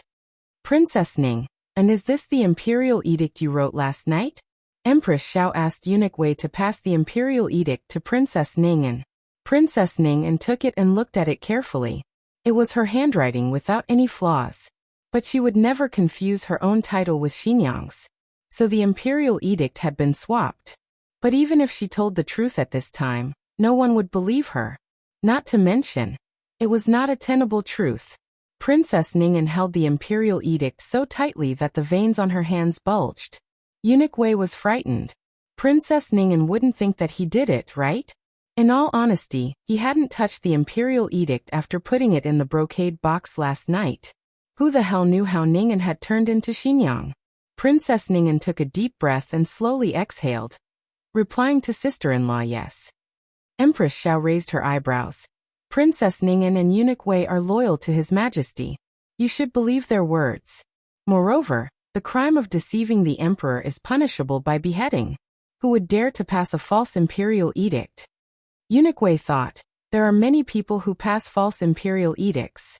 Would you believe that there is only one in front of you? Princess Ning'an said. It seems that Princess Xinyang hasn't returned to the capital yet. If she hadn't returned to the capital, there was still room for negotiation.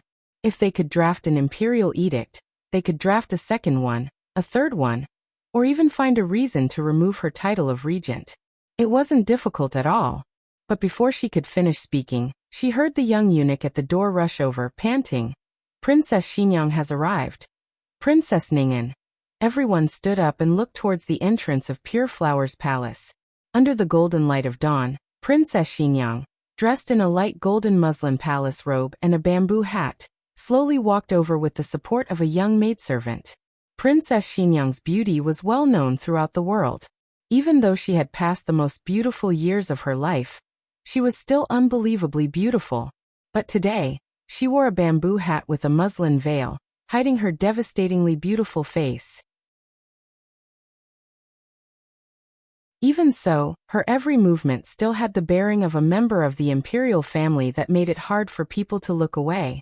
There were 3,000 beauties in the imperial harem, but it had to be said that no man would look at Princess Xinyang when she appeared.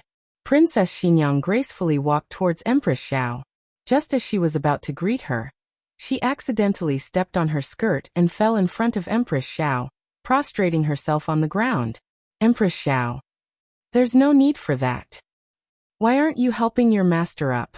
Eunuch Su scolded the young maidservant. The young maidservant pursed her lips and bent down to pick up Princess Xinyang. That's right, she was picking her up.